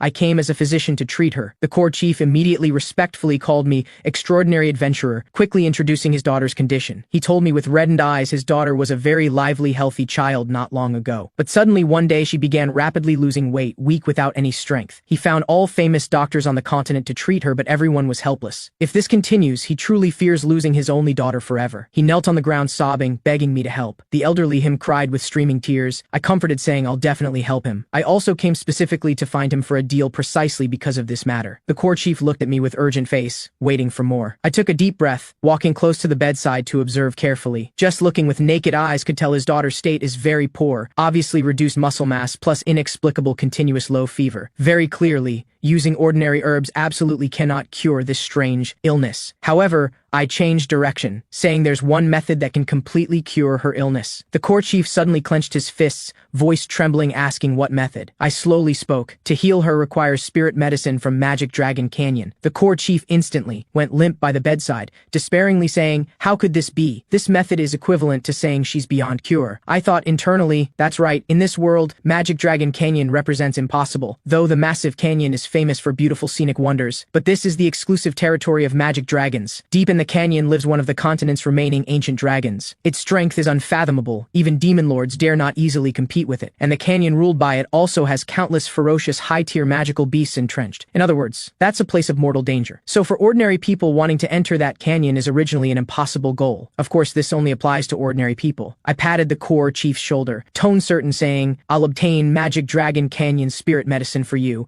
The merchant core chief's eyes reddened, about to decline. I immediately activated the skill Mephisto's acting. This skill can deceive and move opponents with demon-like realistic performance. The merchant core chief instantly froze, the refusal stuck in his throat. I told him sincerely what his daughter needs most now isn't any spirit medicine, but rather a father's sincere love and determination to entrust hope. The merchant core chief instantly broke down crying, choking, asking what he can do to help me. I changed direction, cutting to the point. Heard a knight family owes them a massive debt. Can this debt relationship be transferred to me? The merchant core chief was startled. I stared into his eyes, activating the acting skill again. After all, for him, this is just a small favor. For his only daughter, he'll agree. At this moment, the daughter on the bed weakly murmured, "Daddy." The merchant core chief's mind instantly flashed with images of his daughter happily calling Daddy before, and her throwing herself into his arms saying, "When I grow up, I want to be Daddy's bride," in spoiled tones. He gritted his teeth, eyes red as he roared at me. He agrees. The instant the deal was struck, I left the room, mounted, and departed. After smoothly entering Magic Dragon Canyon, I couldn't help slowing my pace to admire. The pristine scenery is truly marvelous, everywhere exuding the unique aura of a secret realm. Suddenly, I spotted a peculiar plant by the roadside with leaves glowing green. I bent down to pull it out and brought it before Philip. Philip curiously extended his head to smell it, then ate it in large bites. The next second, the system notification sounded. Philip's ability values greatly increased. I smiled, saying thanks to the powerful guard uncles stationed in the canyon, bad people and evil demons can't easily break in, allowing these herbs to grow intact. So even taking the ordinary weeds here outside would become valuable medicinal materials. In other words, everything in this canyon, even the soil underfoot, is treasure. This place is simply a natural mobile treasure mine. I crouched down, bending to dig out a medicinal herb with pale golden roots. Instantly overjoyed, isn't this the special medicine I'm looking for? As expected, digging anywhere can unearth treasure, can save the merchant core chief's daughter and make money, simply killing two birds with one stone. Just then, a rock suddenly hit my head. I grunted in pain, covering my forehead and glaring furiously at the source, only to see a group of goblins blocking ahead. They bared yellowed fangs, growling lowly. "Human, get out!" Saying this, they uniformly raised wooden sticks and stone axes surrounding me. However, before long, I used my strength to make them obediently squat on the ground, helping me dig herbs. While I leisurely sat aside drinking juice, a reckless goblin accidentally broke the herb's root. I instantly frowned, face darkening, sternly rebuking, telling these guys to dig seriously. I pointed at the intact herb, demonstrating, "Must clean the roots like this. Absolutely cannot damage the roots when digging. If they continue being so perfunctory at work, I might bury them back in graves." Rewinding 1 hour, that brief confrontation with goblins had just begun. The system happened to prompt the latest skill, Absorb Blood and Tears proficiency increased. Facing the goblins' aggressive encirclement, I immediately showed my skills, activating the skill Absorb Blood and Tears. All goblins instantly went limp on the ground, all strength drained by me losing resistance. My mouth didn't forget teasing. They foolishly rushed up to give away kills. Then I coldly shouted at the goblins on the ground, ordering them to get up. The goblins cowered, opening their eyes, tremblingly rising one after another, obeying my every word, completely unable to resist, then became free laborers helping me dig herbs. I looked at the goblin chief, bowing and scraping to serve me, leisurely swaying the juice cup in my hand, asking it clearly knew it couldn't win, why still insist on provoking? The goblin chief quickly bowed, kowtowing to beg mercy, saying it's all their fault for being blind, not discovering my lord's power in time, also thanking me for taking in lowly them. I waved my hand, saying enough. I should thank them for helping me work, and ask them to tell me about who else is in this canyon besides them. The goblin chief quickly responded, saying in this canyon, besides them goblins, countless magical beasts also live, like werewolves, giant worms, giant centipedes, plus quite a few brutal ogres active in deeper areas of the canyon. I nodded approvingly, saying making it my temporary confidant was truly the right choice. The goblin chief was flattered, quickly bowing to state this is his honor. Suddenly, the communication ring on my hand lit up. Spy Demon Lord's voice came from the ring, asking if I already forgot this is the communication ring he gave me. I responded flatly, saying I indeed forgot. Spy Demon Lord chuckled lightly, saying I'm really good at joking, then changed direction, asking how I'm doing at Magic Dragon Canyon. I thought internally, this guy's information is truly well informed, even knows exactly where I am. I casually answered, the weather here is nice, gentle breeze, the moon is also beautiful. Spy Demon Lord's tone was cheerful, saying Prusen is preparing a festival, telling me to come play when I have time. Then he solemnly mentioned the Holy Knight already went to visit that offending knight family. Just as I predicted before, the other party not only demands the Holy Knight pay a huge settlement, but also wants to detain items she uses to trade with Rose Demon Lord. Anyway, all unequal harsh demands. Spy Demon Lord also added this should just be the beginning, later there'll probably be more trouble. My eyes sharpened, telling him to first relay to the Holy Knight, have her show willingness to accept the agreement, but drag out time as much as possible, don't easily agree to any substantive terms. Spy Demon Lord readily agreed, saying given my special relationship with him, this small matter is of course no problem. I added that after I return from the canyon, I'll definitely send send him generous thanks. Spy Demon Lord chuckled lowly, saying he's already looking forward to it. Then first cut off communication. I sighed helplessly. Alas, for the Holy Knight's sake, I can only endure Spy Demon Lord for now. Just hung up communication when the Goblin Chief ran over in panic, shouting hoarsely, "My lord, big trouble." I frowned, asking what happened. Before finishing, I detected something wrong. Only seeing a group of massive ogres walking from deep in the canyon, instantly surrounding us completely. The Goblin Chief was so scared his legs went soft, trembling all over. I solemnly told it to step back, but it already couldn't move. I could only reach out, pushing it behind me to safety. Gaze sweeping over the Goblin soldiers already scared unconscious on the ground. I muttered internally, really, useless. All fell down. I thought with absorbed blood and tears current proficiency, definitely can't control these ogres. Even summoning undead would only become weak soldiers like goblins, completely useless. At this time, the retrieval glove on my hand suddenly lit up. My eyes instantly brightened. Perfect. Take this chance to properly stretch my muscles. Immediately urged magic power, activating the retrieval glove, palm flashing golden light. I directly retrieved a cold gleaming longsword. That's one of the Empire's 12 famous swords. The private tyrant family's heirloom treasure passed down for 200 years, can also greatly increase Moonshadow sword art proficiency. The ogre seeing this roared wildly. I gripped the longsword, laughing loudly. Looks like they also see how powerful this sword is. Foolish private tyrant actually left such a divine weapon gathering dust in storage, choosing other flashy decorative swords instead, truly wasting heavenly gifts. I focused gathering strength, using Moonshadow sword art form 0 moonless light. A nearly transparent sword light flashed past, first injuring the foremost ogre. They looked utterly shocked, clearly didn't expect human speed would be this fast. I took advantage, pushing off with my feet, attacking the ogre group at high speed. My form like a ghost shuttling, movement so fast ogres couldn't see the trajectory at all. Silvery sword light flashing back and forth in the demon group, accompanied by waves of piercing wails. One after another, ogres successively fell injured. The last ogre panicked, looking everywhere but couldn't find my whereabouts. Actually, I'd already leapt above its head, suspended gathering power. The sharp long sword fiercely slashed down from above, instantly slaying it on the spot. After the dust settled, the Goblin Chief quickly trotted over, face full of fanatical worship. I laughed proudly, haha, this is nothing, thinking now can only persist 30 seconds, but I used to persist 10 minutes. The Goblin Chief immediately echoed, "My lord, you're simply too amazing." Then honestly added, "Wow, my lord, your nose has grown longer than mine." Just then, a cold female voice suddenly rang out, asking if this devastation everywhere is my doing. I whirled around to look, only seeing a woman standing not far away. I instinctively stepped back, muttering internally I actually had zero awareness of her arrival. I was about to activate magic power again using Moonshadow sword art to seize initiative, but the opponent's sharp claws already struck like lightning, tightly pinching my neck. The woman's tone was ice cold, saying she'll directly twist my neck off. I struggled desperately but simply couldn't break free from her restraint. Her wrist suddenly exerted force, like throwing garbage, flinging me fiercely toward the tree trunk behind. The system instantly popped red warning, suffered intense attack, HP only 10% remaining. I covered my chest, coughing blood, cursing internally, damn it, one move left me with this little health. She looked down, questioning why I'm brazenly causing havoc on her territory. I forced my body to sit up, enduring intense pain to speak, telling her to first introduce herself. The woman said my attitude is really rude, then calmly announced she's Magic Dragon Canyon's master. My pupils contracted sharply. She's actually the Magic Dragon? When playing games before, she was always in majestic dragon form. How did she become human now? My heart full of confusion. Why does this game deviate from original settings everywhere? Only seeing the Magic Dragon lean close, golden vertical pupils carrying cold scrutiny. I suddenly felt another dimension's aura. Shocked internally, what's happening? Why is this guy breaking the dimensional wall? The Magic Dragon accused me of being presumptuous and rude. Today I must die.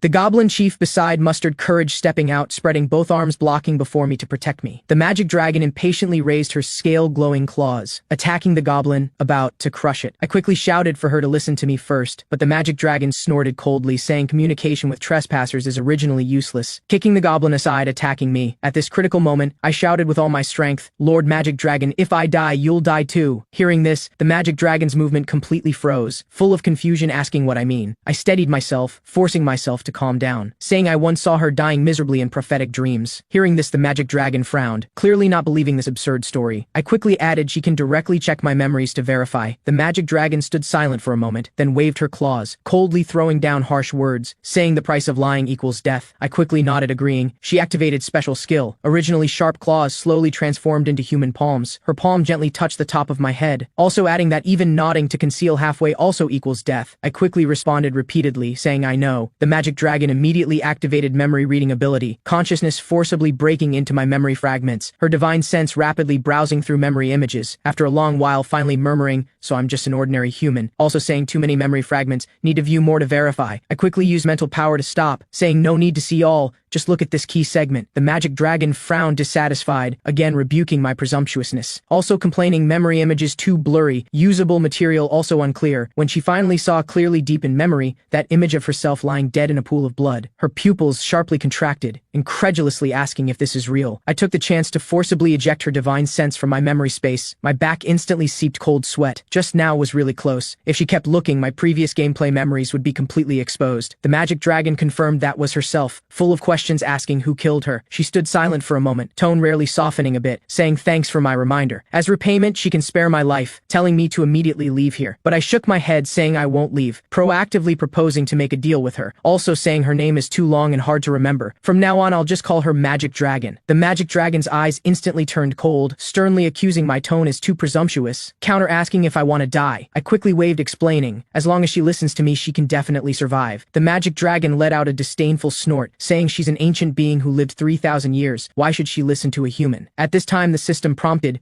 new quest updated. Magic Dragon's trust triggered. But due to abnormal quest update, game difficulty partial modules automatically increased. Just as the Magic Dragon and I were endlessly pulling back and forth with this baffling communication, outside the canyon in the dark dense forest, an aura even heavier than night was quietly spreading. A black-robed figure was holding his head high, using a tone full of majesty to announce his identity. He is the Lord of the Abyss, depths darker than darkness, King of Chaos and Disorder, three-eyed Demon Lord. A subordinate beside didn't read the timing, hurriedly stepping forward to report, "My lord, we're almost there," directly interrupting his entrance lines. Three-eyed Demon Lord erupted in fury on the spot, sternly roaring, scaring the subordinate to quickly kneel, kowtowing repeatedly to apologize. After sitting down, he turned to gently greet a woman in ice crystal armor behind him. Ice Queen slowly stepped forward, respectfully saluting Three-eyed Demon Lord with humble posture. She smoothly mentioned he once promised her, as long as this expedition successfully completes, he'll fulfill one wish for her. Three-eyed Demon Lord grinned, saying, "Don't worry, promise things, definitely won't go back on his word." Then turned to the multitude of servants behind, expression becoming stern as he formally ordered. This trip's ultimate goal points directly to Magic Dragon Canyon's depths. He frankly stated, the magical beasts under the Magic Dragon aren't formidable, but the Magic Dragon herself is unfathomably powerful, telling servants to just devour everything seen along the way, stomp all the living harshly underfoot, the remaining tricky troubles, leave to him to personally handle. Then Three-eyed Demon Lord fiercely waved, ordering, leading his army, mightily advancing toward Magic Dragon Canyon's direction at high speed. And at this time in Magic Dragon Canyon, I was loudly calling assembly orders, although just now first encountered surprise attacking mutant magical beasts, then accidentally ran into Canyon Master Magic Dragon,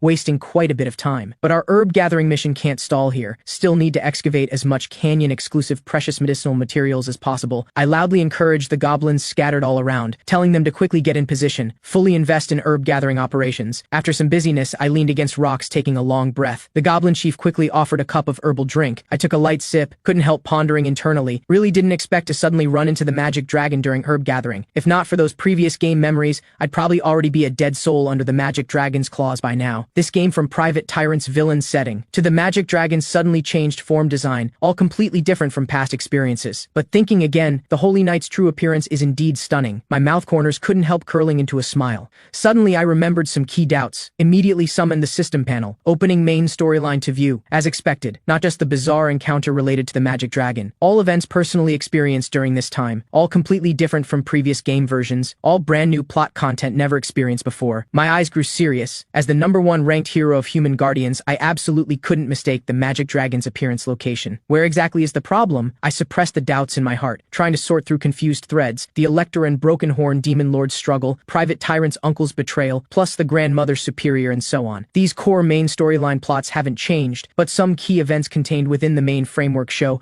obvious deviations. This is definitely not merely a new world. Why do these differences appear? Am I inadvertently missing some critically important information? Movement from nearby goblins interrupted my thoughts. The injured goblin quickly covered up, apologizing, saying he accidentally scraped while digging herbs. I instructed them to be extremely careful. If anyone damages herb roots, consequences at their own risk. Turning to look, I discovered these two goblins are actually brothers. I suddenly thought, big guy also has a little sister, a detail I never knew before. I suddenly slapped my thigh in realization, so that's it! At the Mercenary Corps victory feast, I no longer sat alone at the head position but surrounded everyone together, blending into the noise. From the squad leader perspective, I saw everyone's bonds, finally understanding the warmth hidden in the cheers, and the convent's principal and Holy Knight, also no longer separated from me by clear status barriers, became companions I could talk intimately with, because my position changed. The perspective viewing the world also became completely different. In previous game worlds, my initial character was the noble steel Elector. Later later even inherited the Empire's emperor position. Even more the hero who saved the world, from the start possessing ability values as solid as mountains. But now, I'm just an ordinary civilian character without special talents. The only advantage is memory reserves from countless game experiences. Precisely because opening this brand new journey as a civilian, I could discover these warmth and details previously overlooked. Although the status gap is huge, but I could truly notice the emotions in others' eyes looking at me. Harvest those brief yet extremely sincere connections. Even fortunate enough to see the Holy Knight remove her helmet's true appearance. This overall encounter framework is similar to before, but in previous games, after repaying the Holy Knight, the plot ended, completely unable to know those hidden inside stories. I finally completely figured out the key to all this. That day, Great God Grid AI suddenly proposed the strange suggestion, saying if I join the new game, I can unlock clues to the true ending no one discovered. At the time, I just thought it was random system quest guidance. She repeatedly emphasized the clue's uniqueness, plus the strange universe space created. I didn't deeply investigate the profound meaning then. Also didn't understand the game suddenly opened civilian initial profession. But these clues are like Tetris, seemingly scattered, yet can piece together completely. Those were perhaps all tutorials guiding me to adapt to new perspectives. And now I should catch up with this brand new rules rhythm. The next second, the Goblin Chief ran over in panic, reporting, "The magic dragon is urgently looking for me." Just as it finished, a gust of wind swept over. The magic dragon quickly approached, expression urgent, indicating enemies already arrived. My eyes sharpened, mouth corners curling into a confident smile, silently sighing internally, thanks to Great God Grid AI for making the plot unfold as I expected. I suddenly felt this game full of variables becoming interesting. Alright, it's time to act. I already understand how to enjoy this brand new world. From now on, I'll fully experience every overlooked detail, fully enjoy this unknown journey. I shouted loudly, new strategy officially begins. The magic dragon and Goblin Chief watched my receding figure, faces full of confusion, not knowing what I'm excited about. In the distance came earth-shaking, magnificent momentum. Three-eyed Demon Lord led the Abyss Legion, killing to the canyon's edge. The Demon Lord raised his hand, releasing dark skill, chaotic magic power surging and spreading. Subordinates all roared, creating momentum, cheering and shouting for him. After a while, Three-eyed Demon Lord's daughter, Ice Queen, beside him, raised her hand toward her father Lord's direction, signaling, solemnly saying a formidable aura is quickly coming. And the next second I steadily landed, standing opposite the Legion. Three-eyed Demon Lord glanced over, feeling before him is just one human and a group of goblins, completely negligible. Immediately after, thunderous booms echoed through the canyon. Before he could react further, the magic dragon's figure already appeared beside me. She looked up, scanning the Legion, scales flashing all over, tone carrying unquestionable dominance. "You trash, immediately get out of the canyon." But Three-eyed Demon Lord didn't care at all, instead showing an arrogant smile, also saying he has a proposal she'll definitely be interested in. The magic dragon's refusal was crisp and clean. Three-eyed Demon Lord didn't mind, waving as the ground lit up with magic, teasingly saying this proposal is as attractive as the magic dragon's appearance. The magic dragon fell silent for a moment, turned her head, lowering her voice, telling me the plan starts now. Three-eyed Demon Lord immediately laughed loudly, mistakenly thinking the magic dragon wants to chat with him alone, also teasing she's shy. Before finishing, the magic dragon fiercely launched Dragon Breath attack with amazing power. Two figures instantly shot into the sky, flying toward the distant sky. I already predicted Three-eyed Demon Lord would suddenly make trouble. Just his speed arriving at Magic Dragon Canyon is much faster than previous game performance. After that, my face raised an exaggerated smile, sighing, "It's my honor to see the legendary continent's most beautiful person." Ice Queen, hearing this, slightly tilted her head, raised her hand completely, dispersing the ice crystal helmet above, revealing a breathtakingly beautiful face. Then she led numerous demon subordinates, slowly stepping forward. I was internally vigilant. This character is definitely not simple. Based on players' different choices in the past, she could either become reliable allies or become the trickiest mortal enemy, and her strength far exceeds Broken Horn Demon Lord. I smiled, waving greetings, loudly praising Ice Queen in person is 3 points more beautiful than rumors. Suddenly a whoosh sound rang out, an iron spear suddenly pressed against my neck. A black-robed female subordinate quickly stepped forward, eyes vicious as a starving wolf staring at me. I looked up, signaling her to step back without changing expression,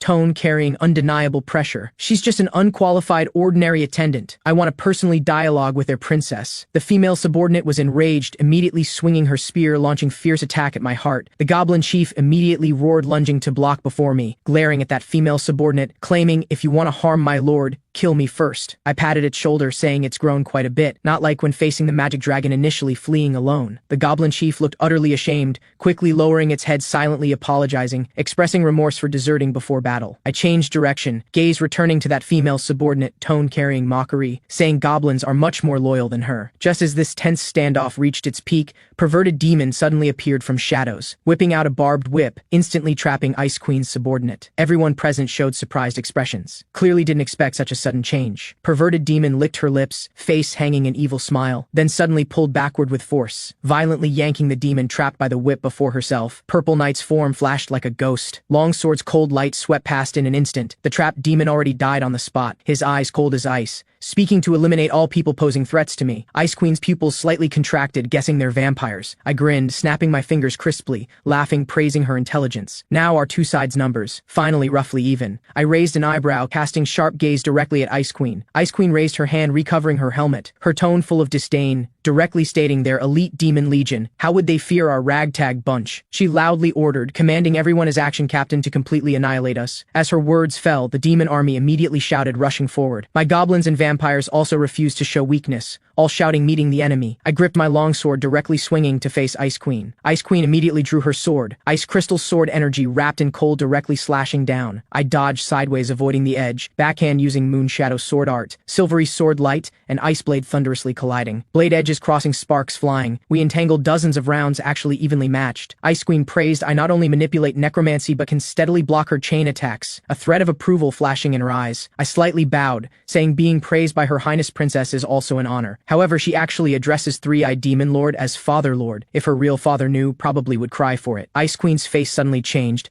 hand gripping the sword suddenly tightened, asking what I'm babbling about. I chuckled lightly, saying she's the only daughter of the formerly first-ranked Abyss Demon Lord, yet always following her father's murderer, recognizing the enemy as father. This matter spoken is truly laughable. Hearing this, Ice Queen trembled all over, eyes instantly became sharp as knives, clearly touched by my words at the most sensitive nerve. Ice Queen fell into memories. Her father was once the person she respected most in this world. Father always used gentle eyes to comfort her, also gave tribal demon companions full trust and tolerance. To her, father equaled happiness itself, but this beauty was soon ruthlessly shattered. Father was brutally murdered in a conspiracy. At the time, Three-Eyed Demon Lord saved her, calling her father his only lord and close friend in this life, also saying he hates those who acted, but currently outnumbered, telling her to temporarily endure. When timing matures will help her exact blood revenge. Memory ended. Ice Queen's eyes bloodshot, roaring, accusing me of insulting Three-Eyed Demon Lord, threatening to dismember me. I spoke calmly, saying she's truly completely blinded, then raised my hand, pointing, indicating her to look at the magic orb I took out. Ice Queen hesitantly stepped forward, gaze tightly locked on the magic orb on the ground.